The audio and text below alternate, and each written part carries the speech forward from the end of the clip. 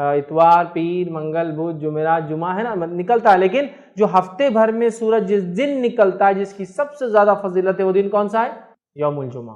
تو سورج کے تعلق سے آپ فرماتے حدیث، یہ جو ہے حدیث صحیح مسلم کی، آپ نے فرمایا جمعے کا دن سب سے بہترین دن ہے جس پہ سورج نکلتا ہے، ٹھیک ہے، تو بیسٹ ڈے ہے، یاد رکھیے، طلوع ہوتا ہے۔ اس دن آدم کو اللہ تعالیٰ نے پیدا کیا، اور کیا خصوصیت ہے اس دن کی؟ اس دن اللہ رب العزت نے آدم علیہ السلام کو پیدا کیا۔ دوسرا فرمایا اسی دن انہیں جنت میں داخل کیا، جنت میں بھی اسی دن یہ گئے، اور اسی دن انہیں اس سے نکالا گیا، جنت سے اسی دن یہ نکالے گئے۔ قیامت بھی جمعے کو ہی قائم ہوگی، قیامت بھی اسی دن آنے والی، اس لیے یوم الجمعہ ہی جمع ہونے کا دن ہے، چاہے نماز جمعہ کی شکل میں بھی جمع ہوتے ہو اور قیامت قائم ہوں گی تو تب بھی لوگ جمع ہو جائیں گے، تو قیامت اسی دن قائم ہوں گی۔ آدم علیہ السلام اس دن پیدا کیے گئے، جنت میں داخل کیے گئے، جنت سے نکالے گئے، سمجھ مطلب دنیا میں آئے، اور اسی دن قیامت قائم ہونے والی ہے۔ بہت افضل دن ہے، یہ مذاق نہیں ہے، یہ چھٹی کا دن نہیں ہے۔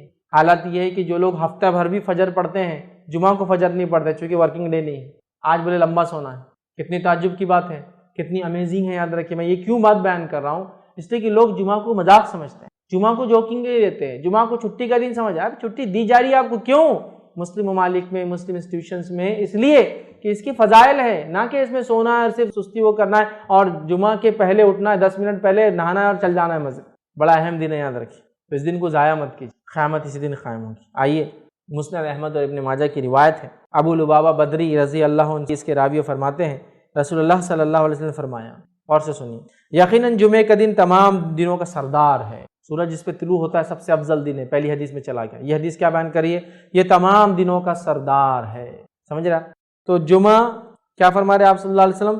یقیناً جمعے کا دن تمام دنوں کا سردار ہے اور اللہ تعالیٰ کے یہاں سب سے عظیم ہے، اللہ تعالیٰ کے یہاں سب سے عظیم ہے، ہمارے لیے ہم بیکار ضائع کر رہے ہیں، چھٹی ہے تو فائدہ اٹھائیے، سب سے عظیم ہے۔ پھر فرمایا یہ اللہ تعالیٰ کے یہاں عید الاضحیٰ اور عید الفطر سے بھی زیادہ بڑھ کر ہے، یہ اللہ تعالیٰ کے نزدیک عید الاضحیٰ اور عید الفطر سے زیادہ بڑھ کر ہے، کیونکہ عید الاضحیٰ اور عید الفطر تو صرف منانے کی ہے، تہوار ہے مسلمانوں کے جو بار بار آنے والا دن ہے جس میں خوشیاں مناتے ہیں، لیکن جمعہ فضائل کے اعتبار سے اس سے زیادہ فضیلتیں لیے ہوئے اپنے، تو فرمایا اللہ کے نزدیک عید الاضحیٰ عید الفطر کے دن سے بھی بڑھ کر ہے، اس کی 5 خصلتیں ہیں، اس دن کی 5 اسپیشلٹیز ہے، 5 خصلتیں اس دن کی۔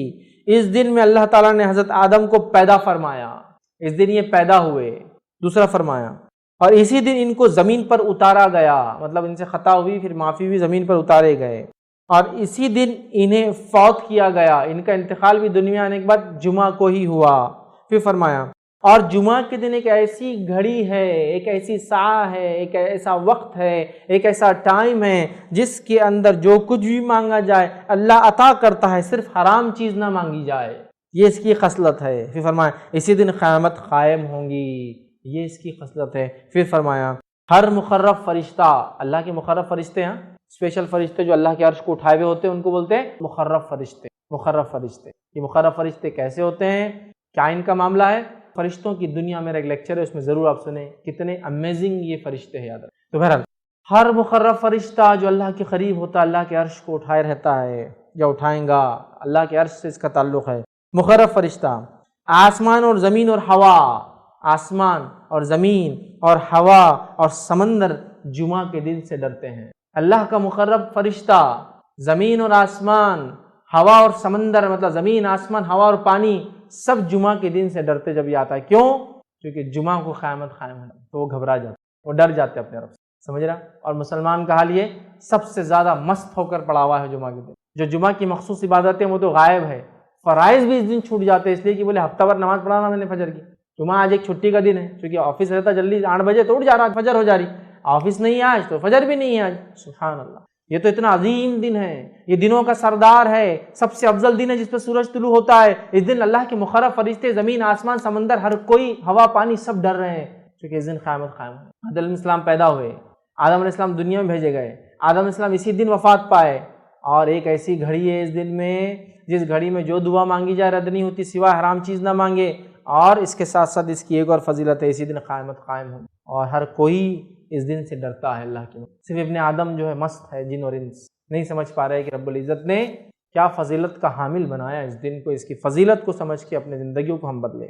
آئیے اب اس اوپر والی حدیث میں ایک جو نقطہ ہم کو اضافی ملا، اس سے پہلے کی حدیث میں بھی سیم تھا، آدم علیہ السلام پیدا کیے گئے، توبہ کیے، جنت میں ڈالے گئے، دنیا میں بھیجے گئے، انتقال ہوا اسی دن، یہ باتیں تو پتہ چل گئی ہم کو، لیکن ایک اضافی چیز تھی اس کے اندر، وہ یہ تھی اس میں ایک گھڑی آتی ہے، ایک ٹائم ہے جس میں مانگی گئی دعا اللہ رد نہیں کرتا سوائے حرام چیز نہ مانگی جائے۔ آئیے اس کے تعلق سے تھوڑی سی تفصیلات دیکھتے ہیں۔ ابو داؤد کی روایت ہے، نبی اکرم صلی اللہ علیہ وسلم فرما کہا جمعہ کا دن 12 ساعت میں جو ہے 12 گھڑیاں اس کے اندر ہوتی ہے، 12 پارٹس جس کو بول لیجیے عام زبان میں، ٹھیک ٹھیک۔ تو اللہ کے رسول صلی اللہ علیہ وسلم فرماتے جمعہ کے دن میں 12 ساعت ہے، 12 گھڑیاں ہیں، 12 گھڑیاں ہیں یا 12 گھڑیوں کا ہوتا ہے۔ اس میں ایک گھڑی ایسی ہے کہ مسلمان اس گھڑی کو پا کر اللہ سے جو مانگتا ہے تو اللہ اسے ضرور دیتا ہے، لہٰذا اسے تم عصر کے بعد آخر گھڑی میں تلاش کرو۔ جمعہ کا دن 12 گھڑیوں میں آپ نے فرما رہے تقسیم ہوتا ہے، اس میں ایک گھڑی ایسی ہے جس گھڑی کے اندر سمجھا، جس گھڑی کے اندر جو مومن دعا مانگتا ہے اللہ اس کی دعا کو رد نہیں کرتا ہے، اور اس گھڑی کو تم عصر کے بعد تلاش کرو، یہ آپ سے فرماتے ہیں، اور تم عصر کے بعد آخری گھڑی میں اس کو تلاش کرو۔ تو گویا جمعہ پورا دن ہے، پورے دن میں عصر کے بعد سے لے کر، اور ہم جانتے ہیں نا دن کب بدلتا ہے، تو میں سمجھ رہا ہوں علم ہوگا، دن مغرب سے بدلتا ہے اسلام میں، رات کے 12 بجے کے چکر میں مت جائیے، ٹھیک ہے، مغرب سے دن بدلتا ہے۔ اس کی دلیل کیا ہے، بہت زیادہ تفصیلات میں نہیں جاؤں گا۔ جب رمضان کا مہینہ آتا ہے تو پہلے کیا پڑھتے ہیں، تراویح، اور بعد میں روزہ رکھتے ہیں نا، تو مغرب ہوتے ہی چاند دکھ گیا، رہے رمضان شروع ہو گیا، اب تراویح ہوں گی آج، سمجھے آپ، ٹھیک ہے، تو مغرب سے شروع ہوتا ہے، اسی لیے جمعہ سے ایک دن پہلے کو اردو زبان میں کیا بولتے ہیں، جمعرات، جمعہ کی رات آنے والی ہے، آگاہ ہو جاؤ، ٹھیک ہے، اسی لیے اس کو بولتے ہیں جمعرات، کہ جمعہ کی رات ابھی آ جاتی، یہ دن اہتمام کرو اس کا، ابھی سے پالو۔ تو گویا جمعرات کی رات، تھرسڈے کے دن مغرب سے جمعہ شروع ہوتا ہے، اسی لیے اس کو اردو میں جمعرات بولتے ہیں، جمعہ کی رات آج آ جاتی ہے ایک دن پہلے، پھر جمعہ آتا ہے۔ اب جمعہ کے دن عصر کے بعد آپ سے فرمایا اس کو تلاش کرو، تو جمعہ کے دن عصر کے بعد بولے تو دن کب ختم ہوتا ہے، مغرب میں، مغرب سے کیا لگیں گا، یوم السبت، ہفتہ لگ جائیں گا، سنیچر لگ جائیں گا، ٹھیک ہے۔ تو گویا عصر سے مغرب کے بیچ میں ہے، اس گھڑی میں مانگی گئی دعا کو اللہ رد نہیں کرتا سوائے حرام چیز نہ مانگی جائے، ڈن۔ بہت سارے لوگ مصیبتوں سے، بیماریوں سے، تکلیفوں سے، پریشانیوں سے، جسمانی پریشانیوں سے، گھریلو پریشانیوں سے، مالی پریشانیوں سے پریشان ہیں، بس اٹھا لیجیے اس دن کا فائدہ، منا لیجیے اس دن کو، حقیقت میں منا لیجیے اپنے رب کو، کروا لیجیے اپنی دعا قبول، رد نہیں کرتا اللہ مومن کی دعا سوائے حرام چیز نہ مانگے۔ تو آپ سے فرماتے ہیں اللہ ضرور دیتا ہے، لہٰذا اسے تم عصر کے بعد آخری گھڑی میں تلاش کرو۔ تو دیکھیے آپ کتنی فضیلت ہے اس یوم الجمعہ کی، جمعہ کے ایک دن کی، یاد رکھیے۔ تو اب کوئی انسان یہ گھڑی کو کبھی غلطی سے بھی ضائع نہ ہونے دیں، خوب فائدہ اٹھائے اس گھڑی کا، یاد رکھیے، ٹھیک ہے۔ تو اللہ تعالیٰ نے جمعہ کے دن میں بھی عصر کے بعد کے وقت کو ایک خاص فضیلت دی تھی جمعہ کے دن کے، تاکہ اس میں کیا جائے عمل بہت بہترین ہوتا ہے، دعا کے اعتبار سے قبول ہو جاتا ہے۔ اور جمعہ کب سے چالو ہوتا ہے میں تفسیر رکھ چکا ہوں، یہ تھرسڈے کے دن مغرب سے سورج غروب ہونے سے لے کر فرائیڈے کے دن سورج غروب ہونے تک چلتا ہے۔ اس کو اردو میں جمعرات کی رات، جمعرات ہی ایکچولی وہ جمعہ کی رات ہی ہے، جمعرات کی رات سے لے کر ہفتہ لگنے سے پہلے جمعہ کی مغرب تک ہوتا ہے، یاد رکھ، ٹھیک۔ تو اس میں پالے۔ اسی طرح جو ہے ابو داؤد اور حاکم اور نسائی کی روایت ہے، اس روایت کے اندر ہے اسے عصر کے بعد آخری ساعت میں تلاش کرو۔ تو گویا عصر کے بعد آخری حصے میں یہ وقت آتا ہے جس میں ہم خوب دعائیں کریں، یاد رکھیں۔ تو یہاں پتہ چلا کہ عصر کے بعد ہم کو یہ دعا کرنا چاہیے۔ اب آئیے ایک اور فضیلت اس دن کی کیا ہے جس کا فائدہ ہم اٹھا سکتے ہیں، وہ حدیث اس طرح سے ہے، سنن نسائی اور مستدرک حاکم کی روایت ہے۔ نبی اکرم صلی اللہ علیہ وسلم فرمایا، ابو سعید خدری رضی اللہ عنہ اس حدیث کے راوی فرماتے کہتے ہیں، جو کوئی جمعہ کے دن سورۃ الکہف کی تلاوت کرے تو اللہ تعالیٰ اس کے لیے 2 جمعہ کے درمیان جو ہے نور روشن کر دے گا۔ جو کوئی جمعہ کے دن سورۃ الکہف کی تلاوت کرے تو اللہ 2 جمعوں کے درمیان اس کے لیے ایک نور کو روشن کر دیتا ہے۔ اور لائٹ، روشنی کبھی فائدہ مند چیز ہے، اس میں انسان کو دکھتا ہے، اور اندھیرا نقصان دہ اس لیے کہ اس میں آپ نہیں جانتے کیا آگے ہو سکتا۔ تو نور ہدایت آپ کے لیے کر دیتا ہے کہ 2 جمعہ کے بیچ میں یہ نور چمکتا رہتا ہے آپ کے لیے۔ کیا کرنا ہے اس دن سورۃ الکہف کی تلاوت کرنا ہے پورے جمعہ میں۔ تو جمعہ کب چالو ہوتا ہے، جمعرات کی رات سے، تو وہاں سے لے کر تو دوسرے دن تک کبھی بھی کر سکتے، کوئی ضروری نہیں جمعے کی نماز سے پہلے کوئی ضرور نہیں جمعے کی نماز کے بعد، کوئی ضرور نہیں جمعہ کے دن فجر کے بعد، آپ مغرب کے بعد سے لے کر جمعرات تھرسڈے گزر گیا، مغرب ہو گئی، وہاں سے لے کر سیکنڈ ڈے تک کر سکتے ہیں۔ ایک ساتھ بیٹھ کے کیجئے، یا ایک ساتھ نہیں ہو سکتے کسی وجہ سے تو توڑ توڑ کے کیجئے، انشاءاللہ کوئی مسئلہ نہیں کہ بھائی کچھ شروع کر دیا، پھر بیچ میں ٹائم آ گیا، نماز وغیرہ جا کے آئے، پھر آپ کا کنٹینیو کر لیا، اور ماشاءاللہ ایک ہاف این آور ہارڈلی زیادہ سے زیادہ ختم ہو گیا آپ کا سورۃ الکہف۔ ضرور پڑھے۔ اور سورۃ الکہف جب سب سے افضل اور سب سے عظیم دن میں پڑھنے کا حکم دیا جا رہا ہے تو میں آپ سے یہ کہوں گا سورۃ الکہف کی تفسیر پر بھی ذرا غور کرے کہ کیا وہ سندیش، کیا میسج اور کیا پیغام ہے سورت کے اندر کی سب سے عظیم اور سب سے افضل دن اس کو پڑھنے کا حکم دیا جا رہا ہے۔ جب آپ اس کو پڑھیں گے تو بہت ساری باتیں آپ کو پتہ چلیں گی۔ سورۃ الکہف کے اندر بہت سارے خزانے ہیں چھپے ہوئے، یاد رکھیے، جن کو آپ جب پڑھیں گے جمعہ کے اور سب سے افضل دن تو اس کو یاد رکھیں گے کہ یہ کیا ہے۔ اس کی پہلی 10 آیتوں کی صرف فضیلت یہ ہے اس سورۃ الکہف کی کہ جو اس کو تلاوت کرتا ہے کس سے محفوظ رہیں گا؟ دجال کے فتنے سے محفوظ رہیں گا۔ اور دجال کا فتنہ کیا ہے؟ صرف ایک روایت رکھتا ہوں اس تعلق سے کہ اللہ کے رسول صلی اللہ علیہ وسلم فرماتے ہیں نوح علیہ السلام سے لے کر تمام انبیاءوں نے مجھ سے پہلے تک، مطلب آپ صلی اللہ علیہ وسلم پہلے تک دجال کے فتنے سے اپنی قوم کو ڈرایا ہے۔ نوح علیہ السلام پہلے رسول انسانی طرف بھیجے گئے، ان سے لے کر تمام انبیاءوں نے کس سے ڈرایا اپنی قوم کو؟ دجال سے۔ اور دجال کے فتنے سے بڑا کوئی فتنہ نہیں ہوا ہے، اس لیے تمام انبیاءوں نے ڈرایا ہے۔ اور صحابہ کو جب اللہ کے رسول صلی اللہ علیہ وسلم نے بات بیان کی، صحابہ کانپنے لگے اور ڈر گئے، کیونکہ وہ جانتے تھے آخری نبی کے بعد اس کا آنا تو طے ہے، لیکن ڈرانا پہلے نبی سے پہلے رسول ڈرا رہے ہیں اپنی قوم کو دجال کے فتنے سے، کتنا ڈینجرس فتنہ، اس سے بچ سکنا پہلی 10 آیتوں کی فضیلت ہے۔ کچھ نہ کچھ تو پیغام ہے ان 10 آیتوں میں، کھولیے اس پیغام کو، جائیے اس کی تفسیر اور اس کی گہرائیوں میں، پھر پتہ چلے گا کیا اسٹرانگ میسج اللہ دے رہا ہے، کیا سگنلز پاس کیے جا رہے روز قیامت جو سب سے بڑا فتنہ آنے والا ہے اس سے بچنا ہے۔ تو یہ ہے میرے طرف سے پیغام اور ہدایت، دیکھو ڈیکوڈ کرو اس کے پیغاموں کو، ان میسیجز کو دیکھو، اس کی تفصیلات میں جاؤ، اس کی تشریح میں جاؤ، اس کی گہرائیوں میں جاؤ، اور اپنے آپ کو اور اپنے آنے والی نسلوں کو دجال کے فتنے، وہ دجال جو عظیم آنے والا ہے سب سے بڑا، اس کے علاوہ چھوٹے موٹے دجال تو انشاءاللہ یوں ہی نکل جائیں گے۔ سب سے بڑے فتنے کا اس کے اندر حل ہے 10 آیتوں میں، ایک روایت میں کہ پہلی 10 آخری 10 کی بھی الفاظ ہے ایک حدیث کے اندر، کہ آخری 10 بھی دجال کے فتنے سے نہ، سمجھا؟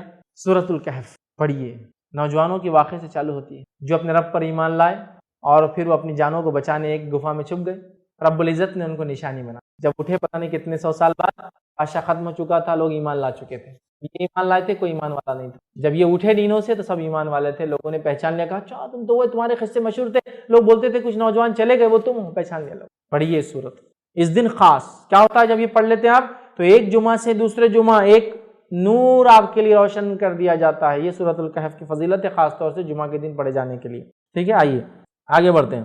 اس دن جہاں یہ دن فضیلت والا ہے، تمام چیزیں ہیں، اب اس دن اور بھی فضیلتیں ہیں، یاد رکھیے۔ ان فضائل میں سے ایک فضیلت کیا ہے یاد رکھیے اس دن کی، وہ یہ نماز جمعہ۔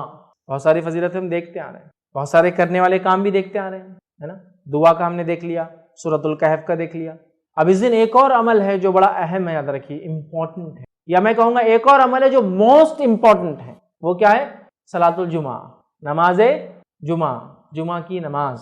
One of the most important, جس کو کہیں گے سب سے اہم اعمال جو اس دن کیے جاتے ہیں، اس میں ایک سب سے اہم عمل ہے، اس لیے کہ یہ بہت خاص عمل ہے، اس کے ساتھ بہت خاص چیزیں جڑی ہوئی، یاد رکھیے۔ تو نماز جمعہ یاد رکھیے، یہ اس دن کی خصوصیت کے اندر سب سے عظیم خصوصیت ہے کہ اللہ نے نماز جمعہ ہمیں عطا کی، ہمیں نماز جمعہ دی گئی کہ تم اس نماز کو پڑھو، یاد رکھیے۔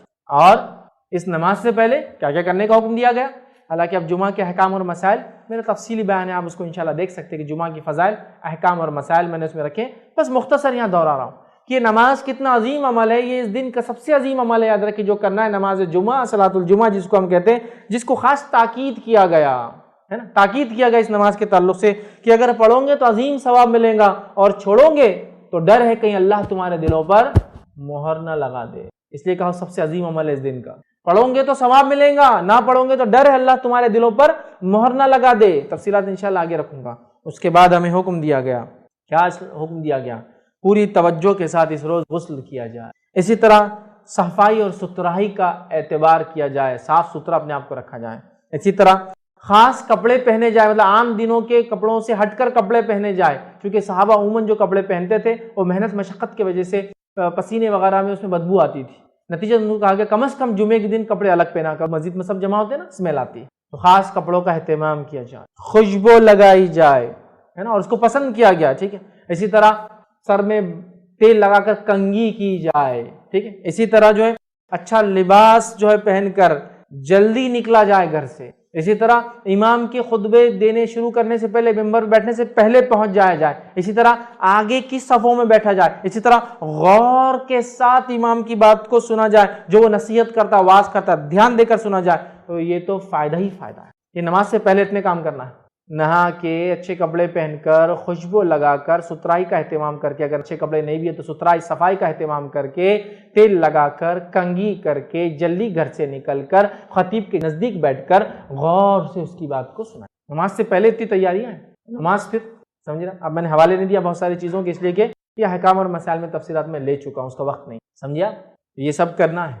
پھر خطیب کے سامنے آپ بیٹھ گئے. صحیح بخاری کی روایت ہے. ابو ہریرہ رضی اللہ عنہ فرماتے ہیں اور کہتے ہیں جو جلدی آئے اس کے بارے میں، کیونکہ وہ پہلے کی تیاری احکام اور مسائل کی ہے، اس لیے میں اس کو چھیڑ نہیں رہا ہوں، چونکہ فضائل ہم دیکھ رہے ہیں صرف. کیا فرماتے سنیے. جو جمعہ کے دن غسل جنابت جیسا غسل کرے، اب یا تو غسل جنابت کرے یا جیسا کرے اس جیسا غسل کرے، ٹھیک. پھر پہلی سات میں مسجد میں آ جائے، ایک دم اول وقت میں مسجد میں آ جائے، تو جیسے اس نے ایک اونٹ کی قربانی اللہ کے راہ میں دی ہے.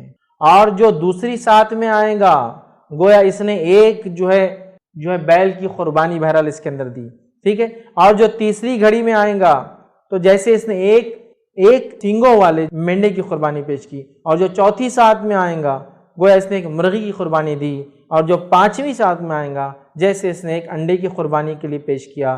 جب امام نکل پڑے، ٹھیک، تو فرشتے حاضر ہو کر ذکر کی سماعت کرتے ہیں. جب امام نکل پڑے مطلب آ کر ممبر پہ کھڑے ہو جائے تو پھر فرشتے آ کر اس کی بات کو سننے لگتے ہیں. اس لیے حدیث میں کہ جب تم نماز کو آتے ہو تو فرشتے مسجد پہ بیٹھ کر رجسٹر میں اندراج کرتے رہتے کون کون آیا، لیکن جیسے خطیب نے خطبہ شروع کیا وہ لکھنا کے رجسٹر بند کر کے جا کے خطبہ سننا شروع کر دیتے. وہ خطبہ سننا شروع کر دیتے ہیں. کب؟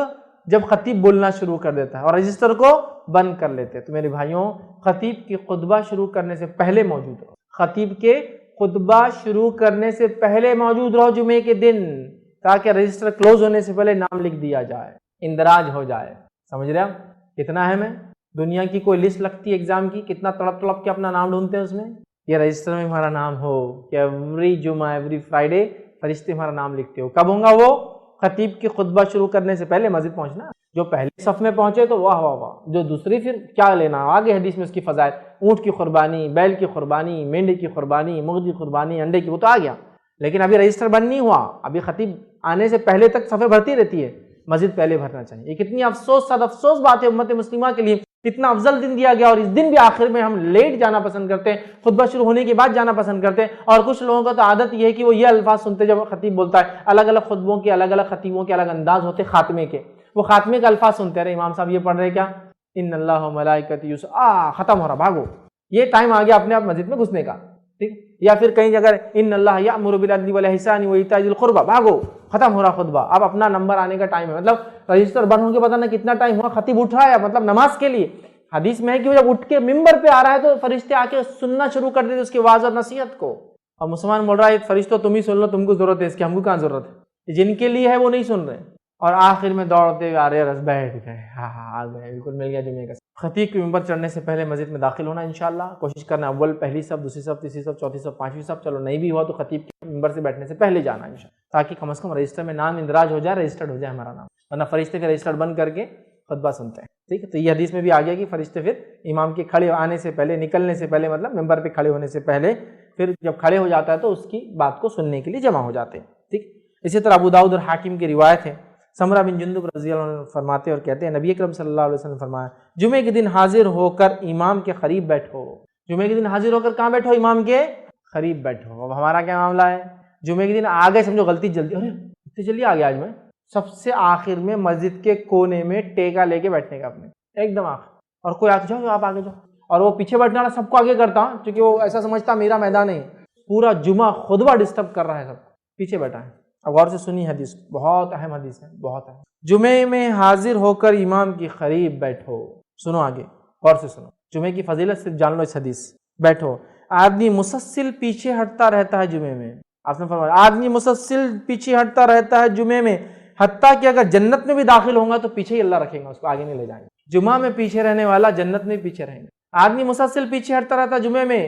ابھی پہلی صف میں آ رہا، پھر تھوڑا جاندہ 2-3 صف بھی چلتا، پھر جاندہ 10ویں صف میں گئے چلتا، پھر جاندہ امام صاحب خطبہ شروع ہونے کے بعد بھی گئے چلتا، پھر ختم ہوتے وقت بھی گئے تو چلتا، پھر ایک رکعت چھوٹی بھی تو چلتا، اپنے کو آخر میں جانا ہے یا جلدی جا کے بھی آخر میں بیٹھنا ہے۔ آدمی جمعہ میں پیچھے ہٹتا رہتا ہے، پیچھے ہٹتا رہتا ہے، پیچھے ہٹتا رہتا ہے، حتیٰ کہ نبی اکرم صلی اللہ علیہ وسلم فرماتے ہیں اگر جنت میں بھی گیا تو پیچھے ہی رہیں گا، اللہ آگے نہیں بھیجے گا۔ اور آپ سب کو پتا ہے اور مجھے بھی پتا ہے جنت کے اندر آگے والے حصے میں بڑے بڑے لوگ رہنے والے ہیں، ہر سٹی کے پرائم اسپاٹ سے بڑے بڑے لوگ رہتے ہیں، سٹی سینٹرز میں مالدار قسم کے لوگ رہتے ہیں، تو جنت کے بیچ والے حصے میں، اور اس میں بھی سب سے بیچ اور سب سے اونچے حصے میں نبی اکرم صلی اللہ علیہ وسلم، اس کے بعد دیگر انبیاء، اس کے بعد ان کے اصحاب، ان کے بعد ان کو محبت کرنے والا، حدیث میں نا جو جس سے دنیا محبت کر رہا ہے اس کے ساتھ رہیں گا، پھر اس کے بعد اللہ کے جو ہے صدیقین، اس کے بعد شہداء، صالحین، پھر اللہ کے نیک بندے، اولیاء جن کو کہتے ہیں، پھر ان سے کم نیک، ان سے کم نیک، ان سے کم نیک، ان سے کم، تو لاسٹ میں سب سے آخر میں جمعہ میں پیچھے رہنا جنت میں پیچھے رہنے کا سبب ہے۔ اچھا یہ باتیں دونوں کے لیے ہو رہی ہے، مرد اور عورتوں کیا؟ اب جمعہ بولے تو عورتیں بول رہی کیا آج ٹاپک لے لیا، ہمارا تو کوئی حصہ ہی نہیں۔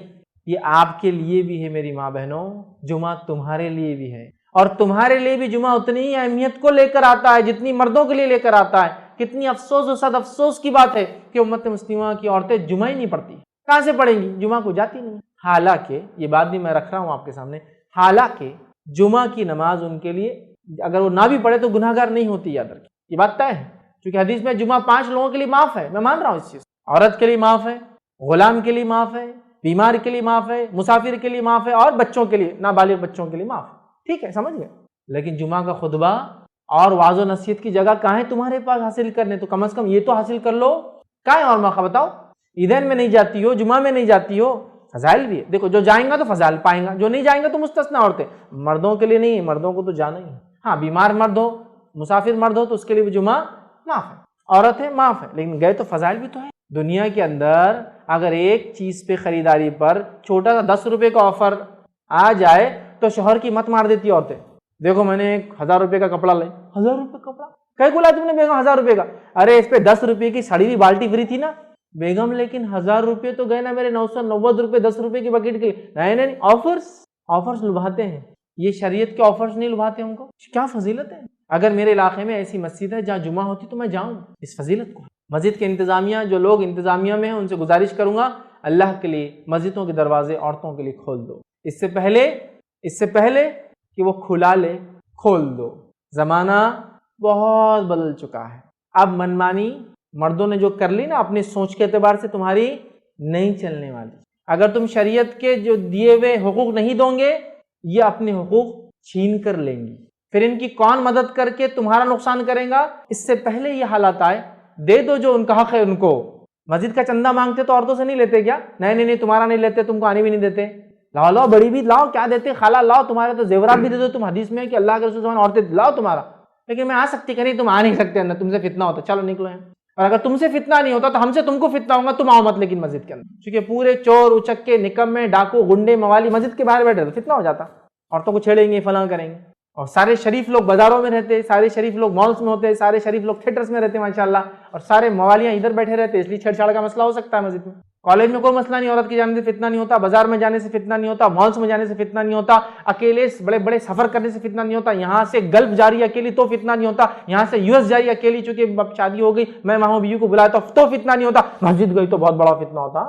اس سے پہلے کہ اپنا حق چھین کر لے ان کو ان کا حق دے دو، دروازے کھول دو مسجد کے لیے، ان کا حق ہے اس میں۔ تم نے سارے دروازے کھول دیے ان کے لیے مسجد کا چھوڑ کر، اگر تم کہتے ہو فتنہ ہے، بہت فتنہ ہے زمین پر پھیلا ہوا جس کے نتیجے مسجد آنا بھی فتنہ ہے، تو ایسے فتنے کے دور میں تو پھر کالج جانا بھی فتنہ ہے، اسکول جانا بھی فتنہ ہے، بازار جانا بھی فتنہ ہے، مال جانا بھی فتنہ ہے، سب جگہ جانا فتنہ ہے، پھر عورت گھر سے ہی نہ نکلے، سب جگہ تو چھوڑ دیا، جہاں جا سکتی دروازہ بند کر۔ یہ بھی ہمارا اس تہذیب میں رہنے کا اثر ہے، اس تہذیب میں اپنے عبادت گاہوں میں عورتوں کو نہیں آنے دیا جاتا ہے، نتیجہ مسلمانوں نے وہ لے لیا، ساری دنیا میں کھولی ہے ان کے لیے مسجدیں صرف چھوڑ کے۔ بہرحال چلو ایکسیپشنل ہے، گھر کی نماز ان کی افضل ہے میں بھی مانتا ہوں، لیکن جو ایجوکیشن واعظ اور نصیحت جو ان کو چھوٹ جا رہی ہے نا جمعہ سے چھوٹنے سے، اور جو اجتماعیت کی جو طاقت ہوتی ہے وہ چھوٹ جا رہی ہے۔ بہرحال چلو عورتوں کو پکڑ نہیں ہے، اس پہ گرفت نہیں ہے، یہ بات واضح کر رہا ہوں، نہیں تو بہت ساری عورتیں دل میں پریشان ہو جائیں گی ہم کہاں پڑے نہیں ہیں انتظام تو نہیں آپ کے لیے ایکسیپٹ، لیکن اگر انتظام ہے تو ضرور جائیے، انتظامیہ سے کہوں گا مسجد کے اپنے دروازوں کو کھولے، مسجد کے ان کے لیے الگ انتظام کرے، عورتوں کے لیے جیسا کرنا چاہیے۔ اچھا بہت سے لوگوں کی چیز سمجھتی بھی نہیں، جب آپ بولتے ہیں نا ایسا عورتوں کے لیے مسجد دروازے کھول دو تو بہت سے لوگ اتنے کم عقل اللہ رحم کرے، اتنا کم علم ہے ان کو دین کا، بولتے کیا باتیں کر رہے مولانا تم، کیا بے شرمی کی باتیں، اب ایک ہی دروازے عورت بھی آئیں گی، ایک ہی دروازے بچ جائیں گے، ایک ہی طہارت خانے وہ بھی جائیں گے، ایک ہی طہارت خانے میں بھی جاؤں گا، ایک ہی وضو خانے وہ بیٹھیں گے، ایک ہی وضو خانے میں بیٹھوں گا، ساتھ نماز پڑھیں گے، استغفر اللہ، کیسی باتیں کر رہے؟ تو بیوقوف انسان، تجھے معلوم ہی نہیں عورتوں کو مسجد میں آنا بولے تو کیا انتظام رہتا؟ ان کا آنے کا راستہ الگ مسجد نبوی میں تھا، ان کے آنے کا راستہ الگ، ان کے وضو خانہ الگ، ان کے طہارت خانے الگ، اور اگر ایک ہی مسجد ہے تو وہ پیچھے نماز پڑھیں گی مردوں سے، اور الگ مسجد ہے تو بازو پڑھیں گی وہ نماز، تو تجھے معلوم ہی نہیں۔ بہت سے لوگ کیا سمجھتے ہیں عورتیں مسجد میں آئیں گی مطلب کیسا، انہوں رکعت باندھ رہے تو بازو ادھر کی بیوی کھڑی یا کوئی دوسری عورت کھڑی ہو سکتی ہے آگے۔ ارے اتنی چھوٹی اور ہلکی سوچ، دینی علم کی اتنی خطرناک کمی، سبحان اللہ۔ پورا انتظام الگ ہوتا ہے میرے بھائی، پورا انتظام، سمجھو اس بات کو۔ بہرحال چلیے آگے چلتے ہیں۔ تو جمعہ میں پیچھے مت رہو، ورنہ جنت میں پیچھے رہوں گے اگر گئے تو، ٹھیک؟ تو لہٰذا خوب تیار ہو کر، جو حق ہے جمعے کا، نہا دھو کر آپ آئیں، اس کے بعد خطیب سے قریب بیٹھے، خوب غور سے اس کی بات سنیں جو وہ کہتا ہے، واضح نصیحت، اور اپنے گناہوں پہ کوفت کریے کہ جو آپ سے ہوئے ہیں، اور جو خطیب کہہ رہا ہے ان نیکیوں میں اضافہ کرنے کے لیے آپ کوشش کریں کہ انشاءاللہ میں یہ کروں۔ جن باتوں سے وہ روکتا ہے ان باتوں سے روکنے کا عزم کرے اپنے دل میں کہ اللہ اٹھ کے جاؤں گا جمعے سے تو انشاءاللہ ان باتوں سے روک لوں گا۔ اس طرح سے جمعے کا فائدہ اٹھائے اور اپنے آپ کو باقی ہفتہ ان کاموں میں مشغول رکھے جو خطیب نے کہا کہ یہ کرنا ہے۔ یہ ہفتہ اپن کم سے کم ایک ہفتہ تو اپڈیٹ کریں گے نا جو باتیں سن کے آئے، تاکہ لائف کا پارٹ بن جائے یہ باتیں۔ یہ سب آپ کو اور مجھے جو ہے کرنا یاد رکھے۔ تو جو شخص خالص نیت کے ساتھ اس طرح سے اگر جمعہ کو ادا کرنے لگے نا، انشاءاللہ عزیز اس کی زندگی میں برکتیں بھر جائیں گی اور جمعہ کی صحیح فضیلت اٹھانے والا بن جائے، ٹھیک ہے؟ تو ہمیں مسجد جانا ہے۔ صحیح مسلم کی روایت ہے، جو احسن انداز میں وضو کرے اور جمعے کے لیے آئے، پھر خاموشی اور دھیان سے سنے، مطلب جو خطیب کہہ رہا ہے، تو اس جمعے تک اور مزید 3 دن تک اس کے گناہ معاف کر دیے جاتے ہیں۔ تو اس جمعے تک مطلب آنے والے جمعے تک اور مزید 3 دنوں کے گناہ معاف کر دیے جاتے ہیں۔ تو جو ایک شخص جمعہ کے لیے آتا ہے، غور سے امام سے خطیب سے قریب بیٹھتا ہے، غور سے اس کے خطبے کو سنتا ہے، اور اس کے بعد جو احسن انداز سے مطلب جو بتایا گیا اس طریقے کے مطابق آتا ہے، تیار ہو کر خوشبو لگا کے جو بتایا گیا، اور اس کے بعد اچھا وضو کرتا ہے، جمعے کے لیے آتا ہے، خاموش بیٹھتا ہے، آواز نہیں کرتا ہے، دھیان سے سنتا ہے جو خطیب کہہ رہا ہے، تو اس کو اگلے جمعے تک کے اور اس کے بعد کے اور 3 دن کے گناہ معاف ہو جاتے ہیں۔ اس جمعے سے اگلے جمعہ اور 3 دن اضافے زائد گناہ معاف ہو جاتے ہیں اس کے۔ کسی وجہ سے آپ سفر میں تو جمعہ نہیں ہو پائی تو کم از کم اس ہفتے کے 3 دن کے صغائر تو معاف ہوئے، اس لیے کہ کبیرہ گناہ تو توبہ کے بغیر معاف نہیں ہوتے، جتنے بھی فضائل ہے صغیرہ گناہ کے یاد رکھیں، ٹھیک؟ اب اس جمعہ کی نماز کو خراب کرنے والی چیزیں کیا وہ بھی رکھ دوں آپ کو؟ حالانکہ جمعے کی نماز اس کے فضائل اور اس کے مسائل پہ بات نہیں ہو رہی تھی، ہم تو صرف جمعے کی فضائل لے رہے ہیں، جس کے اندر ہم نے دعا آخری پہر میں جو اثر کے بعد ہے، اس کے بعد سورۃ الکہف اور نماز، چونکہ عظیم اس کی فضیلت ہے اس لیے یہ بھی ہم مختصر رکھ رہا ہوں آپ کے ساتھ۔ اب اس کو نماز کو برباد کرنے والی چیزیں کیا ہیں وہ دیکھ لیں تاکہ ہم اس سے انشاءاللہ بچیں۔ تو پہلی چیز یاد رکھیے، جو چیز اس نماز کو برباد کر دی تھی وہ ابن ماجہ کی روایت میں نبی اکرم صلی اللہ علیہ وسلم فرمایا، بیٹھ جاؤ تم نے تکلیف دی ہے اور دیر سے آئے ہو۔ ایک صحابی آ رہے تھے، اور جب آ رہے تھے تو جمعہ کو ان کو فضیلت پانا تھی آگے کی صفوں کی، آئے تو لیٹ تھے، کیا کرنے لگے پھر اس کو کاندھے سے ہٹا اس کے گردن پر جا، اس کے کاندھے کو ہٹا اس کے گردن پر جا، سمجھ رہا، جانے لگے گردنوں کے اوپر سے جس کو بولتے ہیں۔ تو نبی اکرم صلی اللہ علیہ وسلم فرمایا بیٹھ جاؤ، آپ خطبہ دیتے ہیں بیٹھ جاؤ، تم نے تکلیف دی ہے، تم دیر سے آئے ہو۔ تو پہلے آنے والا پہلے بیٹھے، بعد کا آنے والا لوگوں کے گردنوں کو پھلانگ کے نہ جائے، چونکہ تکلیف دی ہے، اور ظاہر سی بات ہے کسی عبادت میں تکلیف ہو دوسرے کو عبادت قبول نہیں ہوتی، تو لہٰذا پہلا کام تکلیف نہیں دینا کسی کو بھی یاد رکھے جمعہ کے اندر، کہ پھلانگتے ہوئے لانگتے ہوئے لیٹ آ کے بھی وہ کرے۔ لیکن میں یہ کہوں گا جو آگے کے لوگ ہیں، چونکہ میں نے ایسی بھی مسجدیں دیکھی ہے، پہلی صف پوری فل، دوسری صف آدھی، تیسری صف میں 2 4، پانچویں صف میں کوئی نہیں، ایک ایک دو دو، اور آخری کی صفیں فل پوری، کہ پیچھے آنے والا سمجھتا مسجد فل ہے اور جب اندر دیکھتا آگے پورا خالی ہے۔ تو اب یہ تو مجبوراً جا رہا ہے، صف فل کرنے، یہ گناہگار انشاءاللہ نہیں ہوں گا، چونکہ گناہگار وہ ہے جو بعد میں آ کے پیچھے بیٹھے ہوئے، لیکن مسجد فل ہو چکی ہے، لیکن آپ کو پہلی صف کا ثواب لینا اونٹ والا، تو آپ سب کی گردنوں کے اوپر سے جائے، غلط پسندیدہ نہیں۔ وہ جو خالی چھوڑے ہوئے لوگ ہیں وہ تو گناہگار ہے پیچھے بیٹھ کر، آپ آگے جا سکتے ہیں وہاں، کیونکہ اب ظاہر سی بات ہے مسجد فل ہوگی، باہر دھوپ ہو سکتی ہے، چپلیں ہو سکتی ہیں، بہت سارے پرابلم ہو سکتے ہیں، اور ایسا ہوتا ہے، یاد رکھیں ایسا ہوتا ہے، ٹھیک ہے؟ تو بہرحال یہ ایک الگ مسئلہ ہے، یاد رکھیں، لیکن عام اعتبار سے ایسا نہیں کرنا چاہیے، ورنہ جمعہ کا ثواب ضائع ہو جائے گا، چونکہ آپ مومن کو ایذا دے رہے ہیں جمعہ کے لیے جا کر، ٹھیک ہے؟ احتیاط کریں۔ دوسرا، بلند آواز میں تلاوت قرآن اور ذکر نہیں کرنا چاہیے جمعے کے دن۔ نبی اکرم صلی اللہ علیہ وسلم مسند احمد کی روایت دیکھا، صحابہ قرات کر رہے تھے اور آوازیں تھوڑی بلند ہو رہی تھی، تو آپ صلی اللہ علیہ وسلم فرمایا رکھا ایک دوسرے کے سامنے بلند آواز میں تلاوت نہ کرو، کیونکہ جمعہ ہے، اب سب ایک دوسرے کے سامنے بلند آواز میں کریں گے تو بہت زیادہ شور ہو جائے گا مسجد میں، اور جمعے کے خلاف ہے کہ اس میں شور کیا، سمجھا؟ تو آپ نے کہا کہ ایک دوسرے کے سامنے بلند آوازوں میں تلاوت نہ کرو، تو یہ بھی نہیں کرنا ہے۔ تیسرا کام، اس سے بھی بدترین صورتحال جو ہے جس سے جمعہ کی نماز کا ثواب ضائع ہو جاتا ہے، سب سے بدترین صورت کیا معلوم؟ خطبے میں باتیں کرنا.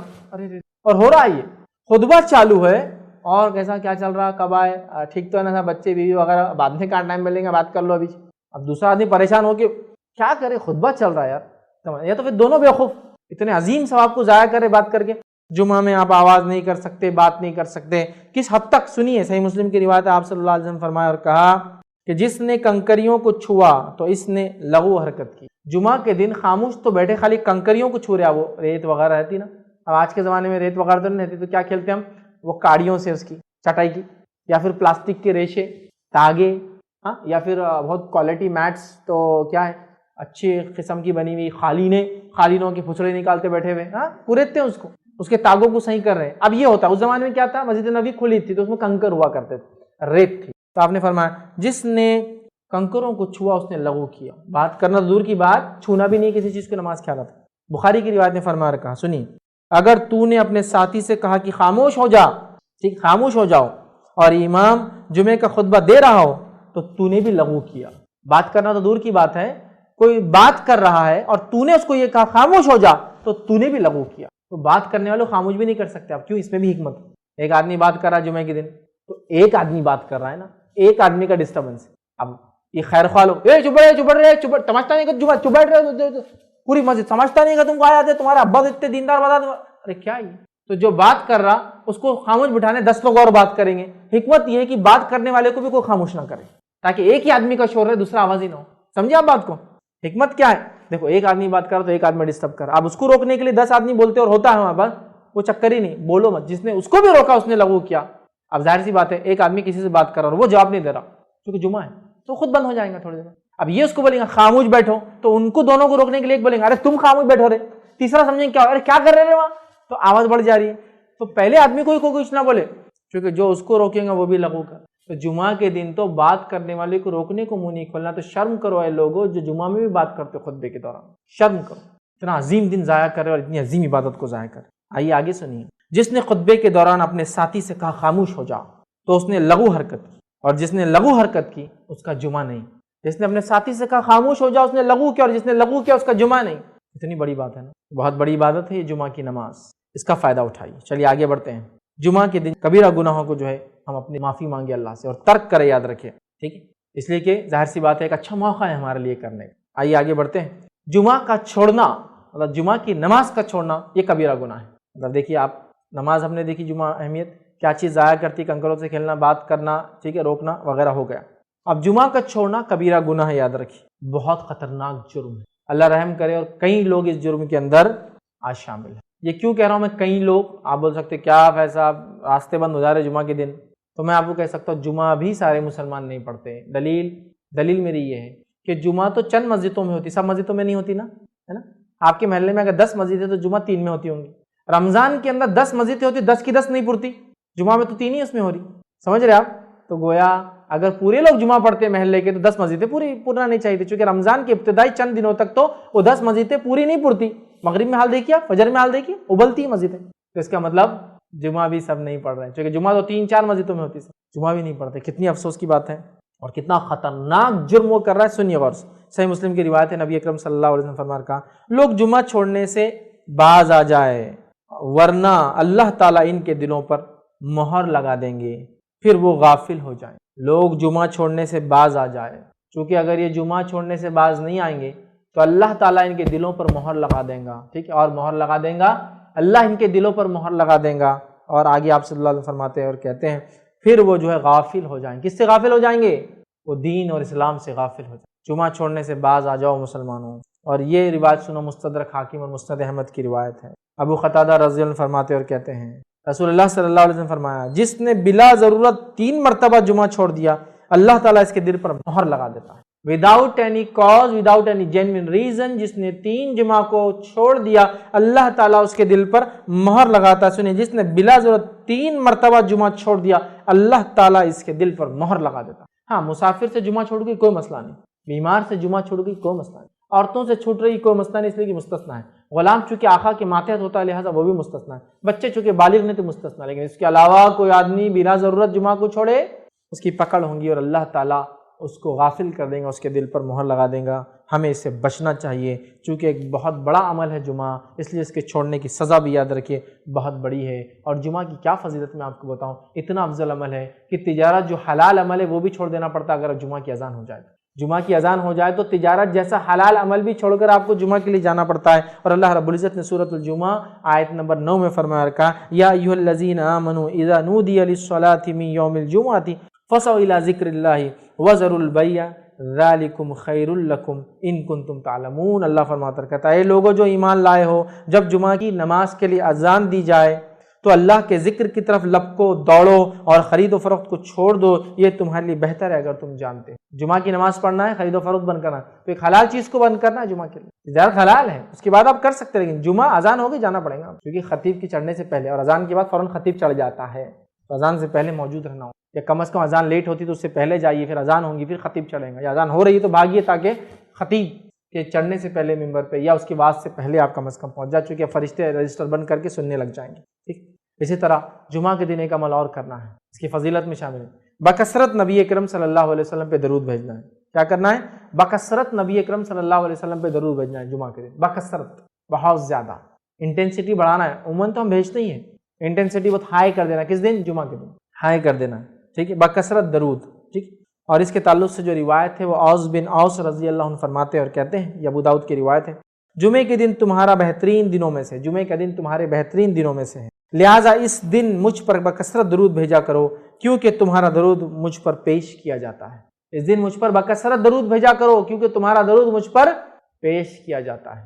کیونکہ دوسری ایک حدیث میں تفصیلی الفاظ ہیں کہ ایسے اللہ نے مقرب فرشتے رکھے ہیں، جب مجھ پر درود بھیجا تو اس کو جمع کر لیتے ہیں اور وہ مجھ پر پیش کرتے ہیں۔ غائب کی بات ہے، کچھ علماء لکھتے ہیں غائب میں پیش ہوتا ہے اور کچھ لکھتے ہیں روز قیامت وہ پیش کر دیں گے، یہ فزیکل پریزنس میں پیش ہونے والی بات نہیں ہے، لیکن یہ چلیے آگے بڑھتے ہیں۔ تو مجھ پر پیش کیا جاتا تو خوب کثرت سے نبی اکرم صلی اللہ علیہ وسلم پہ ہم درود بھیجیں۔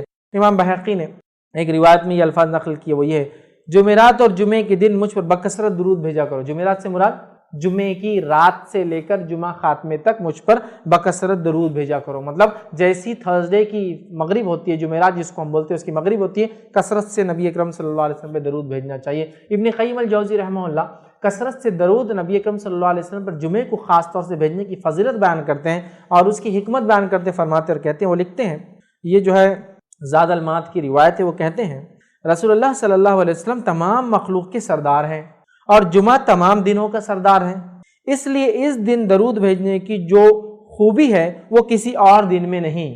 انسانیت کے سردار پر دنوں کے سردار میں درود بھیجنا جو خصوص اس دن ہے وہ کسی اور دن میں نہیں۔ پھر وہ لکھتے ہیں اس میں ایک اور حکمت بھی ہے کہ امت نے دنیا و آخرت میں جو بھی بھلائیاں پائی ہے وہ صرف آپ صلی اللہ علیہ وسلم کی ہاتھ سے پائی ہے، لہٰذا اللہ تعالیٰ نے آپ کی امت کے لیے دنیا و آخرت کی بھلائیاں اکٹھی کر دیں اور انہیں جو سب سے بڑی عزت حاصل ہوگی وہ جمعہ کے روز ہوں گی۔ اس دن وہ انہیں جنت میں ان کے گھر میں اور ان کے محلات کی طرف بھیجے گا، جب وہ جنت میں داخل ہوں گے تو یہ ان کے لیے مزید جزا کا دن ہوگا اور یہ ان کے لیے دنیا کی عید کا دن ہے۔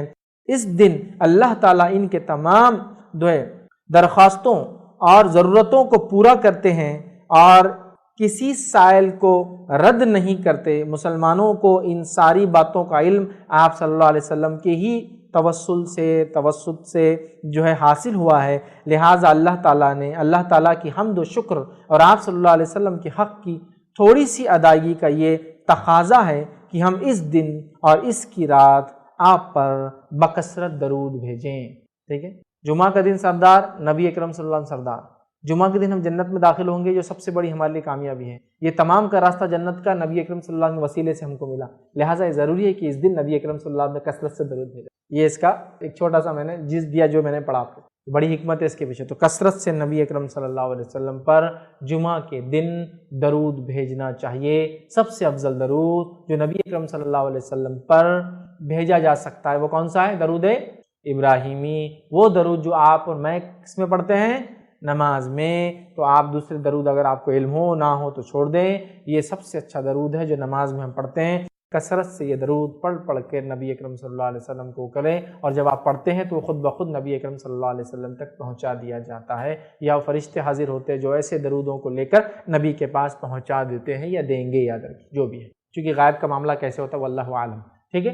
تو بہرحال ہمیں کثرت سے درود بھیجنا چاہیے۔ تو یہ چند باتیں تھیں جو اہم نکات تھے جو میں نے مناسب سمجھا آپ کے سامنے جمعہ کے تعلق سے رکھوں، تاکہ اس کی فضیلت، اس کی قدر، اس کی منزلت، اس کی عظمت ہمارے دلوں میں، ہماری نسلوں میں، ہمارے جو ہے انسانوں میں، مسلمانوں میں جاگیں، اور اس دن کو صرف ہم چھٹی ملتی ہے تو انجوائے نہ کریں، بلکہ اس دن کو جب کہ ہم کو چھٹی اگر مل رہی ہے تو ڈبل فائدہ اٹھائیں اس دن کا، وہ اس اعتبار سے فائدہ اٹھائیں کہ اس دن ہم خوب زیادہ سے زیادہ اچھے اعمال کریں، وہ سارے اعمال کریں جو کتاب و سنت نے بتایا ہے۔ یاد رکھیں جمعے کی نماز کا خاص اہتمام کریں، کبھی نہ اس کو چھوڑیں، کثرت سے درود بھیجیں، سورۃ الکہف کی تلاوت کریں، یاد رکھیے۔ اسی طرح اس کے اندر ایک گھڑی ہے، اس گھڑی کو پانے کی کوشش کریں تاکہ ہماری دعائیں قبول ہوں۔ اس کے علاوہ بھی آپ پورے جمعہ میں دعا مانگ سکتے ہیں، پورے جمعہ میں استغفار ہو، تو عام باتیں کبھی بھی کر سکتے ہیں، جمعہ چونکہ افضل ہے تو بہرحال اس میں کر سکتے ہیں۔ تو ہمیں یہ کام کرنا چاہیے تاکہ انشاءاللہ عزیز اس جمعے کا صحیح فائدہ اٹھا سکے۔ عورتوں سے بھی گزارش کروں گا اگر انتظام ہو تو ضرور مسجد جائے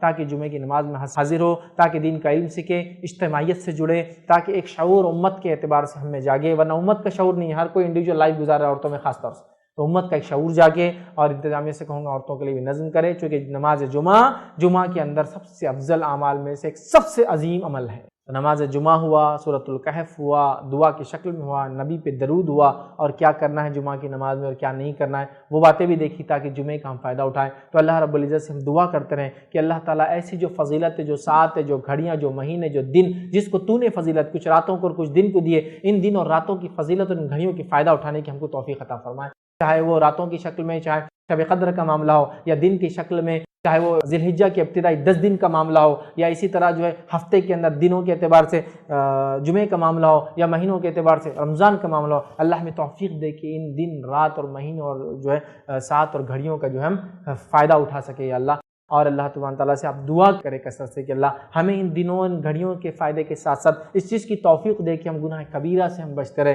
کیونکہ گناہ کبیرہ سے بچنا بھی بے انتہا بہرحال ضروری ہے، ورنہ پھر وہ اعمال جو صغائر کو مٹاتے ہیں وہ تو کریں گے، لیکن کبائر ہونے کی وجہ سے پھر یاد رکھیے صغیرہ بھی مٹتے نہیں ہیں، تو لہٰذا ہم اس سے بچتے رہیں۔ تو جمعہ کے دن کو غنیمت جانتے اس کا ہم صحیح فائدہ اٹھائیں۔ اللہ سے آخر میں دعا کروں گا اللہ سبحانہ تعالیٰ ہم تمام کو جمعے کی فضیلت سمجھتے ہوئے اس کا صحیح فائدہ اٹھانے کی توفیق عطا فرمائے۔ ہم تمام کو جو ہے ایسی تمام چیزوں کی اللہ توفیق دے فائدہ اٹھانے کی جس کو تو نے خاص فضیلت بہرحال بخشی ہے، چاہے دنوں، چاہے راتوں کے اعتبار سے، مہینے ہو یا گھڑیوں کے اعتبار سے ہو۔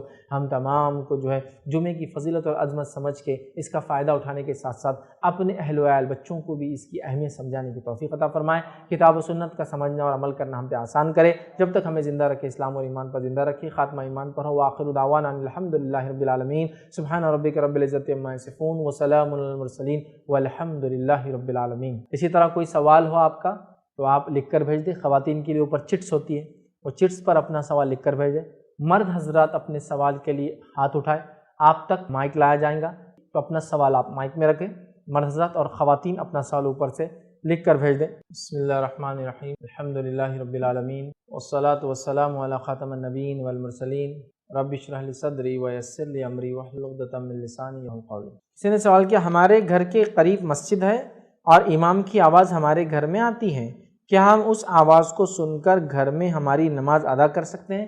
کسی نے شاید جمعہ کے تعلق سے عام بات کر رہے ہوں کہ مسجد قریب ہے تو وہ امام صاحب جب نماز پڑھاتے تو آواز پوری کلیئر آتی ہے تو کیا ہم پڑھ سکتے ہیں؟ تو میں کہوں گا ایسا آپ نہیں کر سکتے، اس لیے کہ آپ کا وہ گھر ہے، مسجد نہیں، سمجھے آپ؟ ایسا نہیں کر سکتے آپ۔ اگر کسی جگہ کو مسجد میں انکلوڈ کیا جاتا ہے اور وہ آپ کا گھر بھی ہے تو ایک الگ مسئلہ ہے، لیکن وہ آپ کا گھر ہے، وہ مسجد نہیں ہے، تو لہٰذا امام کے صرف آواز آنے کی وجہ سے آپ نماز نہیں پڑھ سکتے ہیں جب تک کہ وہ ایریا مسجد نہیں کہلاتا۔ مسجد حرم میں یا مسجد نبی کے اطراف جو مالس وغیرہ ہیں انہوں نے یہ سسٹم کر رکھا ہے، وہ ایک جگہ کو ڈیڈیکیٹڈ کرتے ہیں مسجد کے لیے اور وہ حرم سے جڑا ہوتا ہے پورا سسٹم، پتہ ہے نا آپ کو، مطلب وہی مائک سسٹم جو حرم کا وہ اس کا ایک اسپیکر یہاں ہوتا ہے، آپ پورا سن سکتے ہیں، تو یہ تو ایک الگ مسئلہ ہے، لیکن آپ کا گھر مسجد نہیں، وہ ڈیڈیکیٹڈ مسجدیں ہوتی ہیں، ٹھیک ہے ٹھیک ہے۔ اور ویسے بھی وہاں علماء کہتے ہیں کہ آپ آگے پڑھیے، لوگ اپنے اپنے مقامات پہ وہیں پڑھ رہے ہیں، درست نہیں، جب آگے فل ہے تو یہاں بھی آپ پڑھ سکتے ہیں، ٹھیک ہے۔ بہرحال تو مسجد چونکہ آپ کا گھر مسجد نہیں ہے تو لہٰذا وہاں آپ ایسا نہیں کر سکتے، آپ کو مسجد میں ہی جانا پڑے گا، ٹھیک ہے۔ گھر میں اس طرح صرف آواز آنے پر آپ ان کے پیچھے نماز نہیں پڑھ سکتے۔ السلام علیکم۔ خطبے میں امام محمد صلی اللہ علیہ وسلم کے نام لیتا ہے تو ہمیں بھی صلی اللہ علیہ وسلم بولنا چاہیے۔ بھائی نے ایک سوال کیا کہ نبی اکرم صلی اللہ علیہ وسلم پر جب نام لے خطیب خطبے میں تو کیا ہم درود بھیجیں؟ دیکھیے خطیب خطبے میں نام لے رہا ہے تو خطیب درود بھیجے، یہ اس کے لیے ضروری ہے، ہم لوگوں کا بولنا نہیں ضروری، اس لیے ہم سب بولیں گے تو پھر مسجد میں آواز شروع ہو جائیں گے۔ نبی اکرم صلی اللہ علیہ وسلم کو جب کوئی شخص نام لے تو اس پر واجب ہے کہ آپ پہ درود بھیجا جائے۔ اگر ہم سن رہے ہیں تو ہم دل میں درود بھیجیں، ہم اگر زور سے درود بھیجیں گے تو مسجد جمعہ کے دن ڈسٹرب ہوں گی، یاد رکھیں۔ تو لہٰذا آپ اگر نبی اکرم صلی اللہ علیہ وسلم کا نام جمعے میں بھی آ رہا ہے تو آپ دل میں درود بھیج دیں جمعہ کے اندر، ٹھیک ہے، دل میں درود بھیج دیں، باقی ٹائم تو آپ بالکل پڑھ سکتے ہیں، دل میں بھیجیں، چونکہ آپ زور سے پڑھیں گے تو مسجد ڈسٹرب ہوں گی اور جمعے کے دن مسجد میں آواز ہونا یہ ٹھیک نہیں ہے، اس کے ادب کے خلاف ہے۔ تو لہٰذا آپ وہاں دل میں بھیج دیں، یا پھر خطیب نام لے رہا ہے وہ پڑھے، چونکہ نام ہمارے سامنے لیا جا رہا ہے تو دل میں درود بھیجنا انشاءاللہ یہ کفایت کر جائیں گا، اس کا الفاظ ادا کیجیے ورنہ پوری مسجد ڈسٹرب ہوں۔ کسی نے سوال کیا what about a woman who can't go for جمعہ صلاح as she has to take care of others at home, example old parents, اس میں بچے بھی ایڈ کے چلڈرن، ٹھیک۔ سوال یہ ہے کہ ایک عورت جمعہ کو نہیں جا سکتی مطلب نماز کو، چونکہ اس پہ ذمہ داریاں گھر میں بوڑھے ماں باپ ہو سکتے ہیں یا ساس سسر ہو سکتے ہیں، بچے ہو سکتے ہیں، کیا کریں؟ دیکھیے میں نے اس کی وضاحت کر دی، عورت کے لیے جمعہ مستثنا ہے، ایکسیپشنل، اس کو اس کی پکڑنی ہوگی، اللہ پوچھے گا نہیں، چونکہ 5 لوگوں کے لیے جمعہ نہیں ہے، پڑھے تو افضل ہے، نہ پڑھے تو کچھ نہیں۔ لیکن میں نے کیوں کہا پڑھو، کیوں کہا مسجد جاؤ؟ تاکہ مسجد جانے سے کم از کم ہفتے واری عورتیں واضح نصیحت تو سنیں گی، اجتماعیت میں جڑنے سے کم از کم ایک ان میں جذبہ اور جوش تو آئے گا، اس نیت سے میں نے کہا۔ تو لہٰذا آپ مجبوراً اگر نہیں جاتے تو آپ کے لیے کچھ بھی نہیں ہے، اس کی کوئی پکڑ نہیں ہے۔ ہاں اگر سوال کا حصہ یہ کہ اگر ہم جمعہ نہیں جا سکتے، گھر پہ ہے، ذمہ داری ہے، تو کیا کریں؟ تو دیکھیے جس کو جمعہ نہیں ملی وہ کیا پڑھتا ہے پھر اس دن؟ ظہر، اس کے لیے ظہر ہے۔ جس کو جمعہ نہیں ملا اس کے لیے ظہر ہے، اور جمعہ کے لیے ضروری کیا ہے کہ آپ خطبہ جمعہ ہو اور پھر نماز ہو اس کے بعد، ٹھیک ہے۔ تو خطبہ جمعہ نہیں ہوا تو آپ کیا کریں گے پھر؟ خطبہ جمعہ نہیں ہوتا، آپ نے جمعہ نہیں پڑھی، مسجد نہیں گئے، تو آپ مسافر تھے، آپ بیمار تھے، آپ عورت ہیں یا بچے ہیں، ٹھیک ہے، یا غلام ہیں، تو کیا کریں گے پھر؟ ظہر پڑھیں گے، یاد رکھیے، اور 4 رکعت ہوں گی ظہر کی۔ تو میں نے یہ غلط فہمی بھی دیکھی، بہت ساری عورتیں جمعہ کے دن جمعہ کی نیت سے گھر میں جمعہ پڑھتی ہے اور 2 رکعت پڑھتی ہے۔ نہیں، گھر میں جب آپ ہوں گے اور جمعہ نہیں جائیں گے، جیسے آپ کہہ رہے ہیں آپ بوڑھے والدین کی وجہ سے نہیں جا سکتے، تو کوئی مسئلہ نہیں، آپ پہ کوئی پکڑ کوئی گرفت نہیں، لیکن آپ جب گھر میں نماز پڑھیں گے تو اس دن آپ کی جمعہ نہیں ہوتی ہے، جمعہ نہیں ظہر پڑھی جائیں گے، تو آپ ظہر پڑھیے، ظہر کی نیت سے کھڑے اور ظہر پڑھیے، اور ظہر کی موقع ظہر کی سنتیں اور ظہر کی ساری چیزیں ہوں گی، یاد رکھیں، ٹھیک ہے۔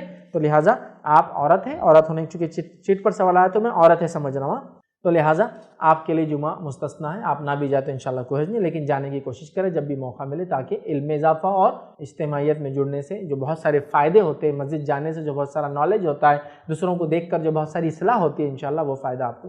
کسی نے ایک سوال کیا جینٹس نماز میں ہیٹ کیسے رکھے؟ ہیٹ سے مراد میں سمجھتا ہوں ٹوپی کے بارے میں پوچھ رہے ہیں، اور کہا جمعہ کی نماز چھوٹ جائے تو کب پڑھیں؟ اسکول جاتے ہیں اس لیے چھوٹ جاتی ہے۔ 2 سوال ہیں۔ تو جینٹس دیکھیے مسجد میں ہیٹ پہنتے، کیپ پہنتے، تو اب کیسی پہنے میں نہیں بتا سکتا، بس سر پہ پہنے، کیونکہ الگ الگ کیپس کی ٹائپس ہوتی ہے، الگ الگ قسمیں ہوتی ہے، اور الگ الگ فارمز اور شیپس ہوتے ہیں، کلرز ہوتے ہیں، تو میں نہیں بتا پاؤں گا، بس سر ڈھانکے کوئی چیز، تو یہ کیپ پہننا ہوگی۔ رہا ان کا دوسرا سوال کہ جمعہ کی نماز اگر چھوٹ جاتی ہے اسکول وغیرہ کی وجہ سے تو کیا کرے؟ تو جس کی جمعہ چھوٹ جاتی ہے اس کے لیے جمعہ نہیں، اس کے لیے کیا ہے؟ ظہر ہے، اور چونکہ اس کے لیے ظہر ہے تو ظہر کے ابتدائی وقت اور ظہر کے انتہائی وقت کے بیچ میں اس کو ظہر پڑھنا ہے۔ تو فار ایگزامپل آپ اسکول گئے، اسکول سے نکلے تو 1:30 بجے اسکول چھوٹا ہے، 2 بجے آپ چھوٹے ہیں اور گھر پہ ابھی آ رہے ہیں، چونکہ اسکول کی بات ہوئی ہے، آپ گھر آ رہے ہیں، گھر جب آ جائے تو ظہر کا وقت جب تک رہتا ہے جب تک آپ ظہر پڑھ سکتے ہیں، تو آپ کے لیے جمعہ نہیں ظہر ہے، ٹھیک ہے۔ لیکن کرنا یہ چاہیے کہ بچوں وغیرہ کے لیے والدین اسکول وغیرہ میں ایسی گزارشات کرے کہ ایسا تھوڑا سا موقع دیا ان کے بچوں کو، تاکہ وہ جمعہ جا کر آ جائے۔ ماشاءاللہ بہت سارے مسلم اسکولس آج کل اور نان مسلم اسکولس بھی پروویژن بہرحال دیتے ہیں، بہرحال لیکن اگر کسی وجہ سے نہیں ہو پا رہی تو ایسا بچہ کیا کرے گا، گھر آ کر ظہر کے وقت کے اندر ظہر پڑھ لے، اس کے لیے جمعہ نہیں ہے، انشاءاللہ وہ ظہر پڑھ سکے۔ فیض بھائی میں نے سنا تھا کہ خطبے کے درمیان کی دعا قبول ہوتی، ایک یہ وہ صحیح ہے کیا؟ دوسرا یہ ہم بچوں کو لے کے جاتے جمعے کا دن، بچے کافی ڈسٹرب بھی کرتے خطبے کے وقت، تو ان کو کیسا جیسا روکنا، کیسا خاموش بھی رہنا، بولنا نہیں ہے؟ تو بھائی کا سوال ہے کہ جمعہ کے خطبے کے درمیان جو دعا کی جاتی ہے وہ قبول ہوتی ہے، اس تعلق سے میرے علم میں کچھ چیز نہیں ہے، لیکن یہ بات میں ضرور بیان کروں گا کہ جمعہ کی خطبے اور عید کے خطبے میں امام دعا کر سکتا ہے اور یہاں اجتماعی دعا کی جا سکتی ہے، جس کا میں نے پچھلے سوال کے جواب میں تفصیلات رکھ دی کہ جب خطیب دعا کرے تو اس کے اندر آپ آمین کہہ سکتے ہیں، لیکن زور سے نہ کہیں چونکہ مسجد ڈسٹرب ہوتی ہے، آپ دل میں آمین کہیں، ہلکے سے آمین آپ بہرحال اس میں کہہ سکتے ہیں۔ لیکن کیا خطبے کے دوران کی گئی دعا قبول ہوتی ہے؟ واللہ عالم، میرے علم میں اس چیز کے تعلق سے کوئی بات ابھی نہیں ہے۔ رہا سوال کا ایک حصہ جو بھائی نے ایک سوال کیا وہ یہ ہے کہ بچوں کو مسجد لے جانا جس میں بہت ڈسٹرب کرتے خاص طور جمعہ میں کیسا ہے؟ تو میں یہی کہوں گا، نبی اکرم صلی اللہ علیہ وسلم کے زمانے میں بچے مسجد آتے تھے تو طریقہ یہ تھا، بڑے آگے بچے پیچھے اور عورتیں اس کے پیچھے. اب تو عورتوں کا الگ ہی انتظام ہے, تو اب ہوں گے بڑے آگے اور بچے پیچھے, تو آپ بچوں کو پیچھے بٹھائیں. انشاءاللہ جو بھی ڈسٹربنس ہوں گا ان کا آپس میں ایک دوسرے سے ہوں گے. لیکن بچے سے مراد وہ بچہ جو سمجھدار اگر ہو جائے تو پھر تو آپ اس کو ساتھ صف میں رکھیں, لیکن وہ بچہ جو سمجھدار نہیں ہے تو اس کو آپ پیچھے رکھنا چاہیے. وہ پیچھے رہیں گا, آپ نماز پڑھ کے جا کے اس کو لے لیں. یا پھر بہت چھوٹا ہے, نقصان کر سکتا ہے اپنا, تو پھر کوشش یہ کرے گھر چھوڑ کر آئے, اس کو مسجد میں نہ لائے, اس لیے کہ پھر آپ بھی ڈسٹرب ہوں گے اور دوسرے مصلیان بھی اس سے ڈسٹرب ہوں گے. ورنہ اور اگر تھوڑا بڑا ہے تو پیچھے رکھیے, اور بڑا ہے سمجھدار ہے تو اپنے ساتھ صف میں رکھیے انشاءاللہ. جبکہ وہ طہارت جانتا ہے, وضو جانتا ہے, غسل کرتا ہے, تمام چیزیں. عمر پھر اس کی 6 سال بھی ہو سکتی ہے, 7 سال بھی ہو سکتی ہے, عمر سے ڈیفائن نہیں کر سکتے, بچے کی سمجھداری پر ہے, تو آپ اس کو رکھ سکتے ہیں. اور اگر اتنے میں بھی سمجھدار نہیں تو اس کو پیچھے بھی رکھ سکتے. روایتوں میں ایسا ملتا ہے کہ 7 سال 8 سال 9 سال کے صحابہ نے نمازیں پڑھائی اور دوسرے صحابہ نے ان کے پیچھے نمازیں پڑھی, تو امام بن سکتے ہیں. ٹھیک ہے, ہمارے پاس ایک اصول عقل داڑھ ہونا, چیک کرتے ہیں عقل داڑھ ہے کیا تیری, تو صف میں کھڑا ہوں گا, نہیں تو نہیں. یہ بالکل بیکار کی بات ہے. یہ تو جانوروں کے لیے چیک کیا جاتا ہے کہ ان کی عمر کتنی ہے. انسان تو ان کے عقل سے اور سمجھداری سے پہچانے جاتے ہیں. ایک آدمی بہت بڑا لیکن پاگل حرکتیں کرتا, تو کیا آپ صف میں آگے کھڑے کریں گے؟ آپ بولیں گے پیچھے کھڑے کرو. تو عمر سے نہیں, اس کی سمجھداری پہ ڈیپینڈ. تو اگر سمجھدار ہے تو آگے لائیے. لیکن بچوں کو چھوڑنا, مکمل طور سے ترک کر دینا, مسجدوں سے دور کرنے کا سبب مت بنائیے, جیسا آج کل ہو رہا ہے کہ بچوں کو مسجدوں سے دور رکھا جاتا ہے. بچپن میں مارا پیٹا جاتا ہے مسجد میں آتے, اور بعد میں بڑے ہوتے بولتے مسجد میں آؤ, تو بچپن میں ہکالتے اور بعد میں بلاتے ہو. یہ کون سا اصول ہے؟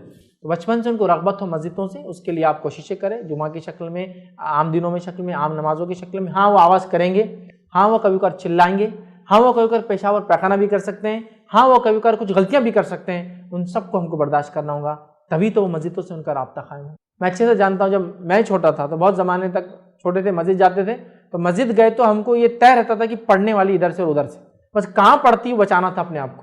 سمجھے آپ, مسجد جا کے بچہ کھڑا ہوا, دیوار کو ہاتھ لگائے, دیوار کو ہاتھ لگائے, تو اب وہ ٹائم پہ ہمارا کام یہ تھا کہ بچنا کیسا اپنے کو. تو گویا مسجد بچے کا جانا مطلب جنگل کے اندر ایک میمنے کا, مطلب بھیڑ کا چھوٹا بچہ, چھوٹا جب رہتا ہے نا, بکری کا بچہ ہے, میمنا والی چھوٹا, وہ جانا جیسا ہوگا کہ شکاری بھیڑیے بیٹھے ہوئے پورے ہر طرف. ہاؤس میں بیٹھا, پٹے کو وضو کیا ضرورت ہے, طہارت خانے میں گیا, گھر سے کر کے آنا, پٹ, اس کو پیشاب نہیں آ سکتا, وہاں ایک پھٹکا پڑا اس کو, زیادہ دیر بیٹھا, چل اٹھ اٹھ, تیرے کو کیا ضرورت 3 بار دھونے کی, ایک بار دھو, چل نکل, پیر دھونے کی کیا ضرورت ہے. تو گویا اس کو وضو کی ضرورت نہیں. صف میں آ کر اول صف میں سب کچھ اہتمام کر کے آیا, حالانکہ شعور والا لڑکا ہے, چل پیچھے جا, مطلب میرا حق پہلے, پیچھے جانا پڑے گا اس کو, وہاں بھی پھٹکا پڑے گا. چٹائی کو کچھ کیا, اس پہ الزام, فلاں بیٹا اس پہ الزام, مسجد میں مچھلیاں تھی ہاؤس میں ہاتھ ڈالا, وہاں ایک پھٹکا سکھانا ہے. مطلب ہر جگہ جگہ دھکے دھکے پہ بیچارے کو پھٹکے کھاتے ہوئے جانا ہے. اب وہ بدزن ہو کے مسجد سے نکل کے چلا گیا, یہ بہت مارتے مسجد میں, ابا کو ساتھ گیا تو ابا کو چپک کے رہتا, اس لیے کہ دوسرے مارنے والے ہیں. ٹھیک ہے, اب ابا بھی کب تک رہیں گے, بولیں گے پیچھے جا, پیچھے گیا کہ پھٹکے پڑنے والے. اچھا یہ نہیں ماریں گے تو پڑوس والے بچے وہ بنڈ ایسے لا کے چھوڑے ہوئے ہیں, وہ دھورے, تو پورا سسٹم وہ ہو گیا. نتیجتاً ہمارے بچے بدزن ہو کے مسجد بھاگ جاتے. اب بڑا ہو گیا, مسجد آنا رے بابا, بہت کھا لیا بچپن میں, کافی ہوتی سیکنگ بہت ہوئی میری, اب نہیں ہونا. تو بچپن میں بدزن کرتے ہو, بڑے ہو کے بلاتے ہو. نبی اکرم صلی اللہ علیہ وسلم جیسی شخصیت اور ذات دنیا میں موجود ہے. مسجد نبوی میں آپ امامت کرتے ہیں اور آگے کھڑے ہوتے ہیں, اور یہ ارادہ کرتے ہیں کہ آج میں رکعت لمبی کروں گا, لمبے سورے پڑھوں گا. اور جب آپ نماز کو سورہ فاتحہ کے بعد کوئی سورہ پڑھتے ہیں, بچے کی پیچھے سے رونے کی آواز آتی. جیسی رونے کی آواز آتی ہے, حضرت ماتا آپ اپنی نماز کو جو نیت کی تھی اس کے مقابلے میں چھوٹی کر دیتے ہیں, جلدی ختم کرتے ہیں, چونکہ آپ کو برداشت نہیں ہوتا ہے کہ ایک بچہ رو رہا ہے, اس کی ماں کا دل تھوڑا ہوتا کھینچتا ہے. مسجد نبوی میں چھوٹے چھوٹے صحابہ روتے تھے, ان کی آوازیں امام کے کانوں تک جاتی تھی, لیکن اللہ کے رسول نے پڑھے کبھی نہیں بولا کہ ارے کون لاتا رہے اتنے چھوٹے چھوٹوں کو, آئندہ مت لایا کرو, اور ذلیل کرتا اٹھ کے, نہیں کبھی نہیں کیا. ہمارے پاس اگر کوئی بچہ رو تو امام صاحب 2 سے 3 دن برداشت, پھر بولیں گے کون لاتا اس کو, لاؤ پٹے کو لاؤ, وہ والا, ہاں وہ رو رہا روز, یہ کس کا پوٹا ہے, یہ آنا نہیں مسجد کے اندر, اب دکھانا میرے کو تو ہوں گا, تمہاری نمازیں تو خراب ہو رہی, ہماری نمازیں بھی خراب ہو رہی, انہیں الڈاتا ہے نہیں چلا. اور وہ بچہ, اس کا باپ بھی بالکل رسوا ہو جاتا بچے کی وجہ سے, اور بولتا بیٹا میں تو چاہتا ہوں تجھے نماز کو لے جانا, امام صاحب پھر اعلان نہ کر دے, مجھے ڈر لگتا ہے. یہ کریں گے, یہ شرارت بھی کریں گے, یہ ہو سکتا ہے ضد بھی کریں گے, یہ روئیں گے بھی. اور ایسا کیا مسجد نبوی میں نبی اکرم صلی اللہ علیہ وسلم کے زمانے میں, سب سے دنیا کے سب سے بڑے امام, ان سے بڑا کون ہو سکتا. انہوں نے برداشت کیا, تو ہمارے امام کون سے ان سے آگے ہیں. بچپن میں ہکالتے ہو بدزن کر کے, بڑے ہونے کے بعد لانے کی باتیں کرتے ہو. بچپن سے محبت اور الفت جگہ ان کے دل میں مسجدوں سے, کہ وہ رابطہ قائم کرے, مسجدوں میں جانے والے بن جائے. جوان ہو تو مسجدوں میں ان کی زندگیاں گزریں. وہ تب ہوں گا جب بچپن سے مسجدوں میں آتے ہوں گے, ماں کی گود میں آتے ہوں گے, باپ کی گود میں آتے ہوں گے. ماں کو تو آنا بند ہی کر دیا آپ نے, تو بس چھوڑ دو ماں کو, چلو باپ کی گود میں آتے ہوں گے. اب باپ کو بند کر دوں گے رسوا کر کے, ایسا بول کے, تو کیسا ہوگا. صفوں میں بھاگیں گے بھی, کبھی ہوتا ہے. ترکی کی مسجدوں میں عموماً وہ لکھتے ہیں کہ اگر پچھلی صفوں سے بچوں کی آواز نہیں آ رہی ہے تو فکر مند ہو جاؤ, تمہاری نسلیں کہاں جا رہی. اور اگر ہماری صفوں میں آواز آ جائے پیچھے سے بچے کی تو بولتے ہیں ابا جان بچے کو کل سے ادھر مت لانا, مت کیجیے ایسا. ہاں بہت زیادہ ضدی اور شرارتی بچے ہو تو ایک الگ بات ہے, بٹ مجھے معلوم ہے بچے کنٹرول میں ہوتے ہیں, مسجد کا احترام کرتے ہیں, بلکہ آتے ٹوپی پہن لیتے ہیں, چھوٹے بھی ہیں تو بڑی ٹوپی ڈال کے بعد ادھر ادھر جاری, لیکن برابر احترام کرتے ہیں مسجد کا. اتنی سمجھ ہوتی یار انسان کے, تو ہونے دو, کرنے دو کبھی تھوڑی شرارت, کرنے دو کبھی کچھ چیز کریں گے, لیکن بعد میں. اور بچوں کے تعلق سے غلط فہمی لوگوں کو یہ ہے کہ بچے بولے تو غلط ہی ہوتا, صحیح نہیں ہو سکتا, ایسا کوئی اصول ہے. ایک مرتبہ مجھے اچھے سے یاد ہے, میں چھوٹا تھا, مسجد میں جماعت تھی 5:15 بجے, اور مسجد کی گھڑی میں بنا ہوا تھا 5, یاد ہے نا آپ کو, ڈیجیٹل کلاک نہیں تھی, وہ پرانی کاٹے رہتے تھے, ایک چھوٹا کاٹا ایک بڑا کاٹا. اب اتنی سمجھ تو تھی, شعور ہے, 8-9 میں ہوں تو اتنا شعور تو ہو جاتا, آدمی 12-13 ایئرس کا ہو جاتا ہے, تو 5:15 کر دیا اس کو. 5 تھا تو غلط میسج آ رہا نا, اذان کا ٹائم تو لکھتے نہیں انڈیا میں, صلاۃ نماز کا ٹائم لکھتے ہیں, 5:15 کر دیا. اب ایک صاحب پوچھا کیا کرا, اب یہ ریڈی رہنا پڑتا اپنے کیسے سے آنے والا ہاتھ, کیا کرا, وہ ٹائم 5 تھا 5:15 کر دیا. کیوں کرا, مسجد میں نماز میں تو کرنے کی کیا ضرورت ہے, لیکن غلط تھا نا, وہ بچے ہیں تم غلط نہیں, پاٹ چلو نکلو, مطلب صحیح کام بھی کیا تو تم نہیں کر سکتے, کیوں تو تم بچے ہو. یہ کون سا اصول ہے, مجھے سمجھ میں نہیں آ رہا, سمجھ یہ کون سا احترام, کون سا اصول ہے, غلط صحیح بول رہا. حالانکہ ایک مرتبہ عباسی خلیفہ کے پاس ایک شخص نمائندگی کرنے اپنی قوم کی, اور عمر میں چھوٹا تھا, تو عباسی خلیفہ نے ایسے ہی کہا کہ کیا تمہارے پاس کوئی عمر رسیدہ آدمی نہیں ہے جس کو تم بھیجو نمائندگی کے لیے.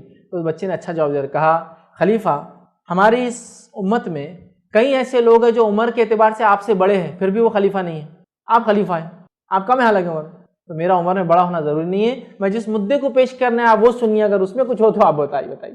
بات جو کی جا رہی وہ اصل کہنے والا. اب ایک چھوٹا بچہ ہے تو ہم پاس اصول ہے, چھوٹا بچہ غلط ہی ہوتا, ایک چھوٹا بچہ آپ کو آگے گڑھا ہے مت جاؤ, چل رہے تو چھوٹا تھے کیا گڑھا ہے, اب جا کے گر گئے, صحیح بول رہا تھا یار, انہیں گڑھا ہے آگے, صحیح گڑھا تھا. تو بچے کی انفارمیشن غلط ہونا ضروری نہیں, وہ رائٹ بول رہا آگے گڑھا ہے مت جاؤ مت جاؤ, نہیں بچہ ہے اس کو کیا سمجھتا, ایسا نہیں, ٹھیک ہے. تو بہرحال ان کا احترام کیجیے, ان کو سنیے, بلکہ ان کو مقام دیجیے. عمر ابن خطاب رضی اللہ عنہ ایک مرتبہ گزر رہے ہیں, عبداللہ بن زبیر رضی اللہ عنہ اور باقی دیگر صحابہ کھیل رہے ہیں. انس بن مالک رضی اللہ عنہ فرماتے جو ہے عمر ابن خطاب جیسے ہی وہاں سے گزرے تو بچے پھٹافٹ بھاگنے لگے, کبھی خلیفہ تھا تمہارا, بھاگنے لگے. عبداللہ بن زبیر چھوٹے تھے کافی, جب ان کی والدہ نے ہجرت کی, یہ ہجرت کے بعد خبا میں پیدا ہوئے تھے, تو مطلب 11 سال عمر ہوں گی, ہارڈلی 13 سال 12 سال کھیل رہے تھے, سب بچے بھاگ گئے. عمر ابن خطاب سب بھاگ گئے. عمر ابن خطاب رکیا کر اور کہا عبداللہ تم نہیں بھاگے, سب بھاگ گئے بچے. تو کہا امیر المومنین میں نے کوئی ایسا غلط کام کیا نہیں جو ڈر کے مجھے آپ سے بھاگنے کی ضرورت ہے, پہلا. دوسرا, راستہ اتنا چھوٹا نہیں ہے کہ میں کھڑا رہوں تو آپ نہیں جا سکتے جو میں یہاں سے ہٹوں, اس لیے میں نہیں بھاگا. عمر ابن خطاب خوش ہوئے اور چلے گئے. صحیح جواب ہے نا, ایک میں نے کوئی غلط کام نہیں کیا جو آپ سے بھاگوں, سیکنڈ راستہ اتنا چھوٹا نہیں ہے کہ آپ کو جگہ دینے کے لیے مجھے ہٹنا پڑے, میں نہیں ہٹا, اس لیے آپ نے احترام کیا نا. یہ کہا کہ عمر سے زبان لڑا تھا, لے دو, ہمارے پاس تو یہ ہوتا بھائی, صحیح بولو یا غلط بولو, بولا ہی کیسا, حالانکہ احترام میں نہیں ہے. اگر کسی بڑے کے سامنے منہ ہی نہیں کھولنا احترام ہوتا تو یہ صحابہ کبھی منہ نہیں کھولتے عمر ابن خطاب جیسی شخصیت کے سامنے. چونکہ اللہ کے رسول صلی اللہ علیہ وسلم کے بعد اگر کسی کا مقام ہے دنیا کے اندر تو کون ہے, ابوبکر صدیق, اور اس کے بعد کون ہے, عمر ابن خطاب. منہ نہیں کھولتے تھے, نہیں اب آپ عمر جو بول رہے ٹھیک ہے, کیوں تم کھڑے تھے, نہیں میں آپ کو جواب, آپ بڑے نہیں, جواب دیا کہ امیر المومنین میں نے کوئی غلط نہیں کیا لہٰذا اس لیے میں نہیں بھاگا. دوسرا راستہ اتنا چھوٹا نہیں تھا کہ آپ اور میں ایک ساتھ نہ چل سکے, اس لیے مجھے ہٹنے کی ضرورت نہیں تھی. انہوں نے کچھ نہیں کہا کہ کیا زبان دراز ہے کہ تمہاری والدہ کو تمہارے والد کو بولتا, زبیر کو جا کے کہ ایسا پالے گا بچہ, اسما کو بولتا جا کے تمہاری ماں تو فلاں ہے, نہیں کچھ نہیں. آپ خوش ہنستے ہوئے گئے. احترام کیجیے, ان کو رسپیکٹ کیجیے. تو بہرحال لائیے مسجدوں میں, ان کا خیال کرتے ہوئے, بہت زیادہ چھوٹے تو میں یہ کہوں گا احتیاط کریں, یا پھر بچوں کی صف میں رکھیں, اپنے ساتھ نہ رکھیں تو انشاءاللہ کم, چونکہ آپ کے ساتھ ہوں گے تو محبت میں زیادہ ڈسٹرب کرتے ہوں. نزدیک ہوئے تو گود میں بیٹھیں گے, پیچھے رہیں گے تو آرام سے بالکل ہاتھ رکھ کے بالکل بیٹھیں گے, ٹوپی پہن کے ایک دم. تو لائیے تاکہ ان کی ایک محبت پیدا ہو, پھر وہ آئے. اور بچے کس کو کہتے وہ بھی سمجھ لے, ورنہ پتہ چلا بڑے ہو گئے, 17-18 سال بھی ہو رہے تو عقلدار نہیں, بچہ ہی والے صف میں بھی مت کھڑا رہے اور فلاں, یہ سب نہیں ہونا چاہیے. تو بہرحال یہ چیزوں کو سمجھنے کی بہت زیادہ ضرورت ہے. الحمدللہ لوگ آج کل کافی اپ ٹو ڈیٹ ہے. میں نے دیکھا ہوں چھوٹے بچے جو پہلے زمانے میں جن کو صفوں میں کھڑے رہنے کی اجازت نہیں تھی, آج پہلی صفوں میں بھی دکھتے ہیں, چونکہ وہ پہلے آیا جمعہ کو تو پہلے کھڑے رہنا اس کا حق ہے, اس کو کوئی پیچھے نہیں کر سکتا. اور ہوتا تھا ہم لوگ 12-13-14 سال کے ہو گئے, صفوں میں پہلے کھڑے ہوتے تھے, بعد میں آنے والے ہم کو پیچھے کرتے تھے, اور ہم چپلوں میں وہ دھوپ میں کھڑے رہتے تھے, اور یہ لوگ آرام سے منڈپ کے اندر اور مسجدوں میں نماز پڑھتے تھے. چھوٹے ہونے کے ناطے ہم نے جمعہ پڑھنا چھوڑ دی تھی پھر, کیونکہ وہ چپل میں بہت گرم ہوتا تھا. کبھی چپل بھی نہیں رہی تو بولتے تھے چپل, اچھا چپل بھی سمجھ لیجیے, مجھے اچھے سے یاد ہے, چلچلاتی دھوپ گرمی کے دن, مسجد پھر اس کے بعد منڈپ, اس کے بعد خالی حصہ چپل ہے, وہاں کھڑے کرتے تھے بچوں. حالانکہ بچے پہلے سے آ کے بیٹھے, بچے بولے تو بچے نہیں بالغ ہے, 12, 13, 14 साल बालिग हो जाता है इंसान, शरई एतबार से, कानूनी एतबार से नहीं। इन्होंने पता नहीं कानूनी एतबार से ले लिया, शरई एतबार छोड़कर, अक्लदार 18 साल के बाद आ रही तो वो देख रहे। बहरहाल पीछे खड़े हो जाना, तो फिर एक टाइम ये आया कि हम मस्जिद में नमाज, वहाँ नमाज को जाना छोड़ दी, इसलिए वो धूप में खड़े हो। अच्छा, प्रॉब्लम ये है कि धूप में खड़े हो तो पैर बर्दाश्त नहीं कर रहे धूप, चप्पलें होती तो चप्पल को लेते थे पैर के नीचे, तो को पीछे आके फिर वही पट चप्पल में नमाज पढ़ रहा, समझिए आप, ना ऐसा खाने देंगे ना ऐसा खाने देंगे, लोग नहीं करने देंगे। तो ऐसा मत कीजिए बच्चों को। लेकिन अल्हम्दुलिल्लाह मैंने देखा हूँ बच्चे आते हैं सफों में बैठते हैं, बल्कि बच्चों ने अपना हक लेना भी सीख लिया कुछ जगह। कोई पीछे वाला क्यों हटना, क्यों हटना, पहले पूछते भी नहीं थे बच्चे, क्यों हटना पूछे तो बोलता ठीक है कोई बात नहीं, समझा। बहरहाल तो उनको एहतराम दीजिए इंशाल्लाह। आज बचपन में उनको एहतराम आप देंगे, कल वो इंशाल्लाह मुसल्ली बनेंगे। किसी ने सवाल किया सूरह कहफ पूरा पढ़ना चाहिए या स्टार्टिंग की 10 आयतें और लास्ट की 10 आयतें काफ़ी होती हैं? देखिए, सूरह कहफ को जुमा के दिन पूरा पढ़ना है। ये स्टार्टिंग की 10 और एंडिंग की 10 मैंने इसकी फजीलत सिर्फ बताई, वो है कि दज्जाल से हिफाजत के लिए ये आयतें काफ़ी है, लेकिन जुमा के लिए पूरा पढ़ना है। ये दज्जाल से महफूज रहने के लिए आप ये कर सकते, लेकिन जुमा के लिए आपको पूरा जो है सूरतुल कहफ पढ़ना याद रखिए, उसके अंदर 10 आगे की 10 पीछे की नहीं, पूरा सूरतुल कहफ उसके अंदर आपको तिलावत करना है, जुमा का जहां तक मामला है। किसी ने एक सवाल किया, is there any significance regarding charity given on the day of जुमा? क्या इसकी कोई खास फजीलत है कि जुमा के दिन सदक़ात दिए जाए? तो बहरहाल जुमा के दिन दिए जाने वाले सदक़ात की कोई खास फजीलत हमें रिवायतों में नहीं मिलती, लेकिन हम ये कह सकते हैं जुमा का दिन एक अफजल दिन है, तो लिहाजा इसके अंदर जहां आप नमाजें पढ़ रहे हैं तो वहां आप सदक़ात भी दे सकते हैं। लेकिन क्या ये सदक़ात अफजल होंगे, इसके ताल्लुक से कोई दलील चूँकि हमको नहीं मिलती तो हम कहेंगे वल्लाहु आलम, अल्लाह बेहतर जानता है। वरना सदक़े का उमूमन सवाब बहुत होता है, आमतौर से 1 से लेकर 700 और 700 के मल्टीपल टाइम्स होता है, जो कुरान की आयत से साबित है। बहरहाल तो सदक़े का सवाब वैसे ही उमूमन बहुत ज़्यादा होता है, 1 से लेकर 700 मल्टीपल टाइम्स ऑफ 700। तो बहरहाल जुमे के दिन सदक़े की खास फजीलत के ताल्लुक से कोई रिवायत मैं नहीं जानता। किसी ने सवाल किया, is it good to start the business after prayer of जुमा, what if the profession is of doctor? किसी ने सवाल किया कि क्या जुमा के दिन बिजनेस या कोई चीज़ जुमा के बाद शुरू करना चाहिए, लेकिन अगर एक डॉक्टर हो तो वो क्या करे? देखिए, मैंने जो बात आपको कही वो ये है, जुमा की अजान हो जाए तो बिजनेस बंद करना है नमाज होने तक। तो ये नहीं है कि जुमा सुबह से बंद रखना है जुमा के बाद तक। तो आप जुमा से पहले बिल्कुल खोल सकते हैं, as a doctor, as a engineer, as a architect, as a lawyer, सब कुछ कीजिए, बस जुमा की अजान हो जाए। अब चूंकि अजान मल्टीपल होती है, गल्फ वगैरह में एक ही अजान होती है, अब यहाँ मल्टीपल होती है, तो जिस मस्जिद में आप जा रहे हैं उस मस्जिद की अजान जब खतीब चढ़ना है उससे पहले फ्री हो जाए, समझा, और खुतबे से पहले पहुंच जाए तो आपके लिए इंशाल्लाह काफ़ी है। तो जुमा तक बंद रखना कोई ज़रूरी नहीं है, जुमा से पहले आप खोल दीजिए, फजर के बाद आप खोल दीजिए, जुमा तक खुला रखिए, जुमा की अजान हो जाए बंद कर दीजिए, जुमा की नमाज पढ़ के खोल लीजिए, ठीक है। तो लिहाजा बंद रखना जुमा से पहले ज़रूरी नहीं है, सिर्फ अजान होने के बाद बंद रखना है, नमाज होने तक आपकी जिस मस्जिद में बहरहाल आप पढ़ रहे हैं, चूँकि आजकल अलग अलग मस्जिदें अलग अलग वक्तों में अजानें और नमाज होती है, तो ये इंशाअल्लाह जिस काफ़ी रहेंगी। जनरल टर्म्स में कहूँगा 12 साढ़े 12 बजे बंद कर दीजिए, 2:30 बजे खोल लीजिए, 2 बजे खोल लीजिए, क्योंकि उमूमन अजानें 12:30 से शुरू होती है। जिस इलाके में हम लोग रहते हैं 2 बजे तक तो बिल्कुल सब खत्म हो जाता है, खत्म हो, 1.5 घंटा बंद रखना है। मैं मस्जिद में जो जाता हूँ 1 बजे अजान होती है, खुतबा चालू होता है, उसके बाद 1 बजे बंद, ठीक, कोई मसला नहीं। या आपके इलाके में एक ही मस्जिद 1 बजे होता है, ठीक, कोई मसला, ठीक है। तो कोई बंद रखना जरूरी नहीं जुमा तक। एक गलतफहमी लोगों को ये कि जुमा से पहले बिजनेस नहीं चलाना, फिर जुमा की नमाज क्या दुकान खोलते हैं, ऐसा कुछ भी नहीं। जुमा से पहले खुला रखिए, हाँ अजान हो जाए जुमा की तो बंद कीजिए, जाइए बिजनेस बंद करके नमाज पढ़िए, आइए फिर बिजनेस खोल लीजिए, इंशाल्लाह कोई मसला नहीं। किसी ने एक सवाल किया है, सवाल उन्वान से मुतालिक नहीं है लेकिन ज़रूरी समझता है जवाब दे दूँ। किसी ने सवाल किया कि सेल्फी, आजकल सेल्फी के बहुत क्रेज़ हो चुका है और ख़ास कर सेलिब्रिटीज़, स्कॉलर्स के साथ भी मर्द और ख़वातीन घेर लेते हैं, ये कहाँ तक दुरुस्त है? लोगों को नसीहत करें। किसी ने सवाल किया सेल्फी के ताल्लुक से कि आजकल लोगों को बहुत क्रेज़ हो गया है, सेलिब्रिटीज़ स्कॉलर्स को भी नहीं छोड़ते हैं। तो बहरहाल देखिए, सेल्फीज़ ये मैंने इससे पहले इसकी तफसीलात रखी थी। अमेरिकन साइकेट्रिक एसोसिएशन के एक स्टडी के एतबार से उन्होंने एक सेल्फी लेना और सेल्फी क्रेजी बन जाना, क्रेजी समझते हैं ना, सेल्फियाँ लेते रहना, इसको एक बीमारी डिक्लेयर कर दिया है। सेल्फिटिश बोलते हैं उस बीमारी को। जो आदमी ऐसा हो जाता है कि सेल्फी लिए बगैर उसको बहुत प्रॉब्लम होती है, पहले बोलते हैं ना हाथ खुजा रहा, पीठ खुजा रहा, पीठ खुजा रही तो फटके पड़े, हाथ खुजा पैसा आएगा, ऐसा कुछ तो भी उसको खुजाता है, क्या नहीं पता, उसको प्रॉब्लम हो जाती है, जिसके नतीजे में वो सेल्फी लेने के बाद एक उसकी एंग्जाइटी, उसके अंदर का वो थोड़ा रिलैक्स होता है, उसको अच्छा लगता है, और फिर वो सेल्फी के लिए अलग अलग मूड्स, अलग अलग फेस, अलग अलग एक्सप्रेशंस देता है ताकि वो सेल्फीज ले और अलग अलग बैकग्राउंड्स को चॉइस करता है। तो ये ऑफिशियली अमेरिकन साइकेट्रिक एसोसिएशन की तरफ से ये एक बीमारी डिक्लेयर्ड हो चुकी है जिन लोगों को। अब ये बीमारी है, समझ जाइए आप, मतलब इसकी लत लगती आदत है। अवॉइड करना एक बेस्ट चीज है, याद रखिए, अवॉइड करना बेस्ट चीज है। اس کو نہ لینا ہی سب سے اچھا کام ہے یاد رکھیں، اور اس سے بچنا ہی سب سے بہترین چیز ہے۔ الحمدللہ الحمدللہ یہ بہت اچھی چیز ہے یاد رکھیں۔ میں نے پوری اپنی لائف میں آج تک سیلفی نہیں لی، اپنے فون سے نہ کسی اور کے پاس، آج تک اپنی خود کی نہیں لی۔ میرے فوٹوز جو ایک بار لیے ہوئے پتہ نہیں 2007-8 کے ہے وہ ریکارڈنگز، وہی فوٹو ہر جگہ پیج تھے، کبھی میں نے چینج نہیں کیا آج تک، کیونکہ آئی ڈی ہوتا ہے فوٹو، اس کو چینج کرنا ضروری نہیں۔ ہاں جب بال سفید ہو جائیں گے دھوکہ نہ ہو، بلکہ جب سفید والی ڈال دیں گے، ابھی کالے جب تک ہے تو چلنے دو، بلیک ہیئرس والی فوٹوز ہے پوری، وہ داڑھی بھی کالی ہے، مونچھ بھی سب کالا ہے، چلو جب سفید ہو گئے تو پھر چینج دھوکہ ہو جائیں گے ڈال دیں گے، بہرحال ابھی تو ضرورت نہیں۔ تو 8-10 سال سے سیم فوٹو سے ضرورت نہیں، میں نے نہیں کی، احتیاطاً کبھی کبھار ضرورت پڑنے پر کھینچ لینا، سمجھ میں آ رہا ہے، فوٹوز آئی ڈی کے لیے ہوتا ہے نا، آئی ڈی دینا ہے وہ کسی کو فوراً جلدی سے تو کھینچ لے، سیلفی کے بدلے سامنے کسی کو لینے لگا تو اور کلیئر فوٹو آتی، بہرحال لیکن یہ ایک بیماری ہے۔ اب اس کا کریز اتنا ہو چکا ہے، اس لیول تک پہنچ چکی ہے کہ یہ بیماری ثابت ہو چکی ہے اور لوگوں کو ہو رہی ہے، یاد رکھیں، اور اتنا عجیب و غریب کریز کسی کو انتہا نہیں، عجیب و غریب کریز، اس سے لوگوں کو بچنا چاہیے، یاد رکھیں یہ بہت خطرناک چیز ہے، اس کو اوائڈ کیجیے جب تک کہ آپ کو ضرورت نہیں ہے۔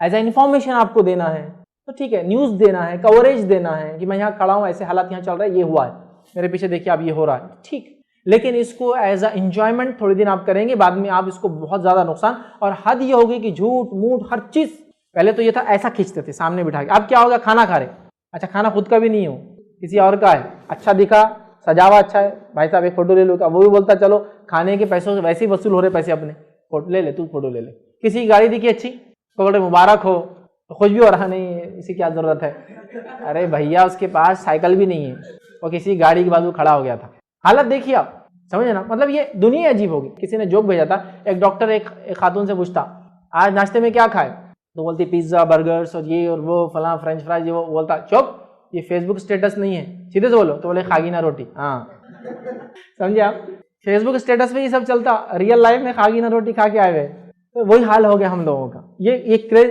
لے کر ڈوب رہا ہے اور یہ بہت حد تک بڑھ چکا ہے، ٹھیک، اور اس کریز کا میں بھی ایک دو بار شکار ہو چکا ہوں، تو اب بچنے کی کوشش کر رہا ہوں لیکن لوگ چھوڑتے نہیں۔ حال ہی میں ایک سفر پہ گیا تھا، سفر میں اتنے مجھے چاہنے والے لوگ مل گئے کہ مرد تو مرد، عورتوں کی جھنڈ بھی آ رہے فوٹو کھینچا رہے، روک روک کے پریشان، پھر سیکورٹی کو آواز دینا پڑا، ایئرپورٹ پہ تھا تو ان کو بولا تھوڑا سا اوائڈ کرنا ہے مجھے، پھر وہ لوگ آ کے لوگوں کو پیچھے لے گئے۔ تو یہ کریزی ہو چکے ہیں لوگ اس معاملے، اب اس لیول تک کریزی کہ آپ بولیں گے فیض بھائی ایک میں اسنیپ لینا چاہ رہا ہوں آپ کے ساتھ، اب ٹھیک ہے لے لو یار، آپ پیچھے بھاگ رہے، آ جاؤ کھڑے ہو، اب آپ ایسا کھڑے ہوتے بازو سے ان کے اہلیہ کھڑے ہو جائیں گے، اسنیپ لی، سمجھے آپ، وتھ پلان کہ فیض بھائی تو فوٹو دیں گے نہیں، جنرلی یہ سوچ ہوتی نا دینی شخصیات نہیں دیں گے، تو میں ریکویسٹ کروں گا اور تم پھر فوراً سمجھ رہے آپ کھینچنے سے ایک آگے کھڑے ہو، لیڈیز بھی نہیں چھوڑ رہے، برقعے میں آگے کھڑے ہو جا رہے ہیں، مطلب برقعے میں آگے کھڑے ہو رہے تھا، پیچھے کھڑے اپن کھینچ لیتے، اب کیا کرنا لوگوں کو، روکنا، باڈی گارڈ رکھنا ہے کہ بھائی ان کو روکو، سیلفیاں مت لینے دو، دور سے لیں گے، کیمرے اتنے اچھے کوالٹی کے آ گئے دور دور سے کھینچ رہے، تو اب یہ کریز بن چکا ہے، یہ بیماری حد سے زیادہ بڑھ رہی ہے۔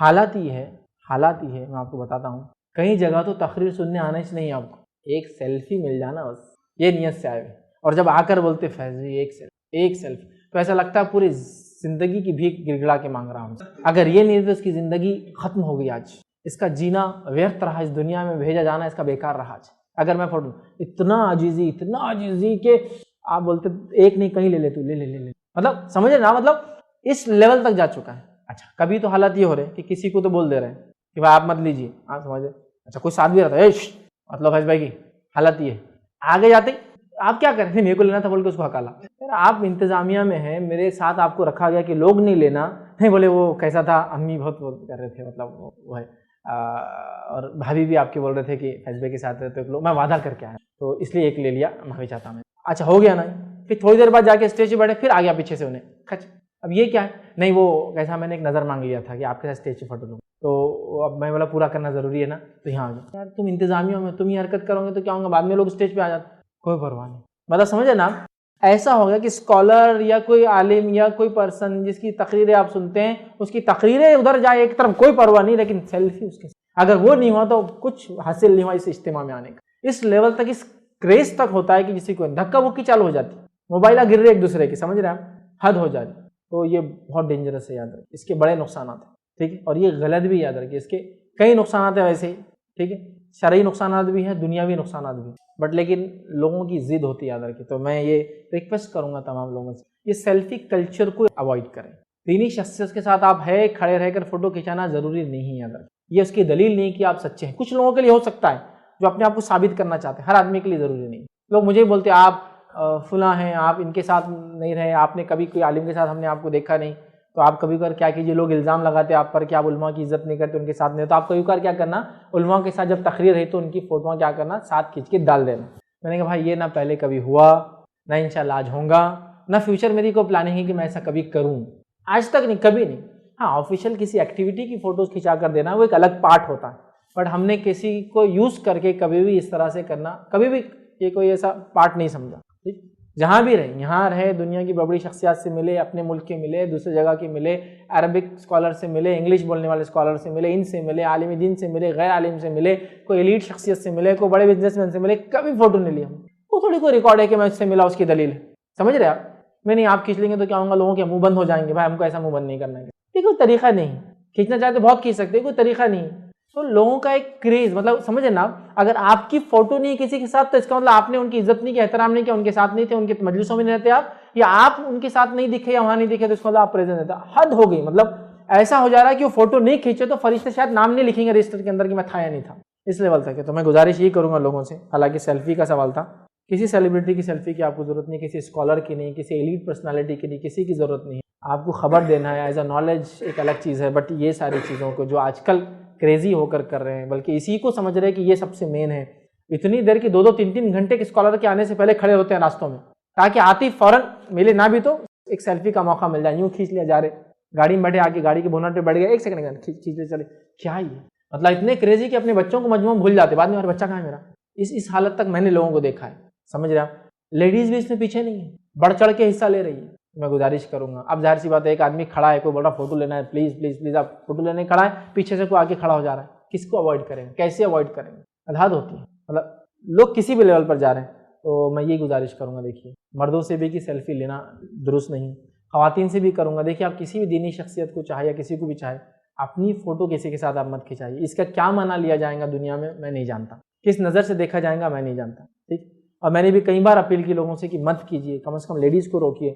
لیکن کئی جگہ ایسا ہوتا ہے کہ لوگ رکنے کو, مطلب آپ سمجھیے, میں بتا رہا ہوں نا, اگر 50 عورتیں ایک ساتھ آ جائے اور آگے کھڑ رہے کہ فوٹو کھینچ رہے, آپ پیچھے بھاگ بھی رہے تو چھوڑتے نہیں, یا آپ کچھ کام کر رہے بازو آ کے کھینچ لیا. اب ظاہر سی بات ہے, ایک آدمی کام کر رہا ہے, کچھ کھڑا ہے, کچھ لکھ رہا ہے, کوئی چیز فلاں کر رہا ہے, لیکن یہ چونکہ کلچر ہی ایسا ہو گیا, اب آپ کیاس مشین پہ کھڑے ہیں, بورڈنگ پاس نکال رہے ہیں ایئرپورٹ پہ, سامنے کھڑے ہو کے لے لیتے فوٹو. اب آپ ان کو نہیں دیکھ رہے ہیں, لیکن میں فیض بھائی کی بازو کھڑی تھی, عورتوں کا بتا رہا ہوں, مردوں کا نہیں. مرد تو آ کے ریکویسٹ کر کے لیتے, عورتوں کو معلوم یہ تو نہیں بولنے والا ہے نا, تو فوراً آ کے مشین کے بازو کھڑے ہوئے, کیا اب لے لیا. اب آدمی مشین میں کچھ کر رہا ہے اوپر, یہ کیا ہے. اب کیا ایک لیڈی سے کوئی چھینیں گا, اس سے اور بات کر کے ایک نیا فتنہ مچائیں گا, اب اس سے بات کرنا ایک نیا فتنے کو جنم دیں گا. کسی نے وہ نہیں دیکھا اس نے کیا کی, میں کیا کر رہا ہوں تو دکھ رہا ہے نا. آپ نے نہیں دیکھا کہ اس نے کیا کیا, میں بول رہا فون دو آپ کا ادھر, اس کو ڈیلیٹ کرو, تو وہ تو دکھ رہا ہے کیا کیریکٹر لیس آدمی, اتنی دینی باتیں کرتا, ایسی بات کرتے کہ لیڈیز. لیکن اب پرابلم آپ سوچیے, وہ ایک نان محرم لیڈی ہے, وہ میرے بازو کھڑے کے فوٹو کھینچا لی اس, کبھی چہرے پہ کچھ ہوتا, کبھی کچھ ہوتا بھی نہیں.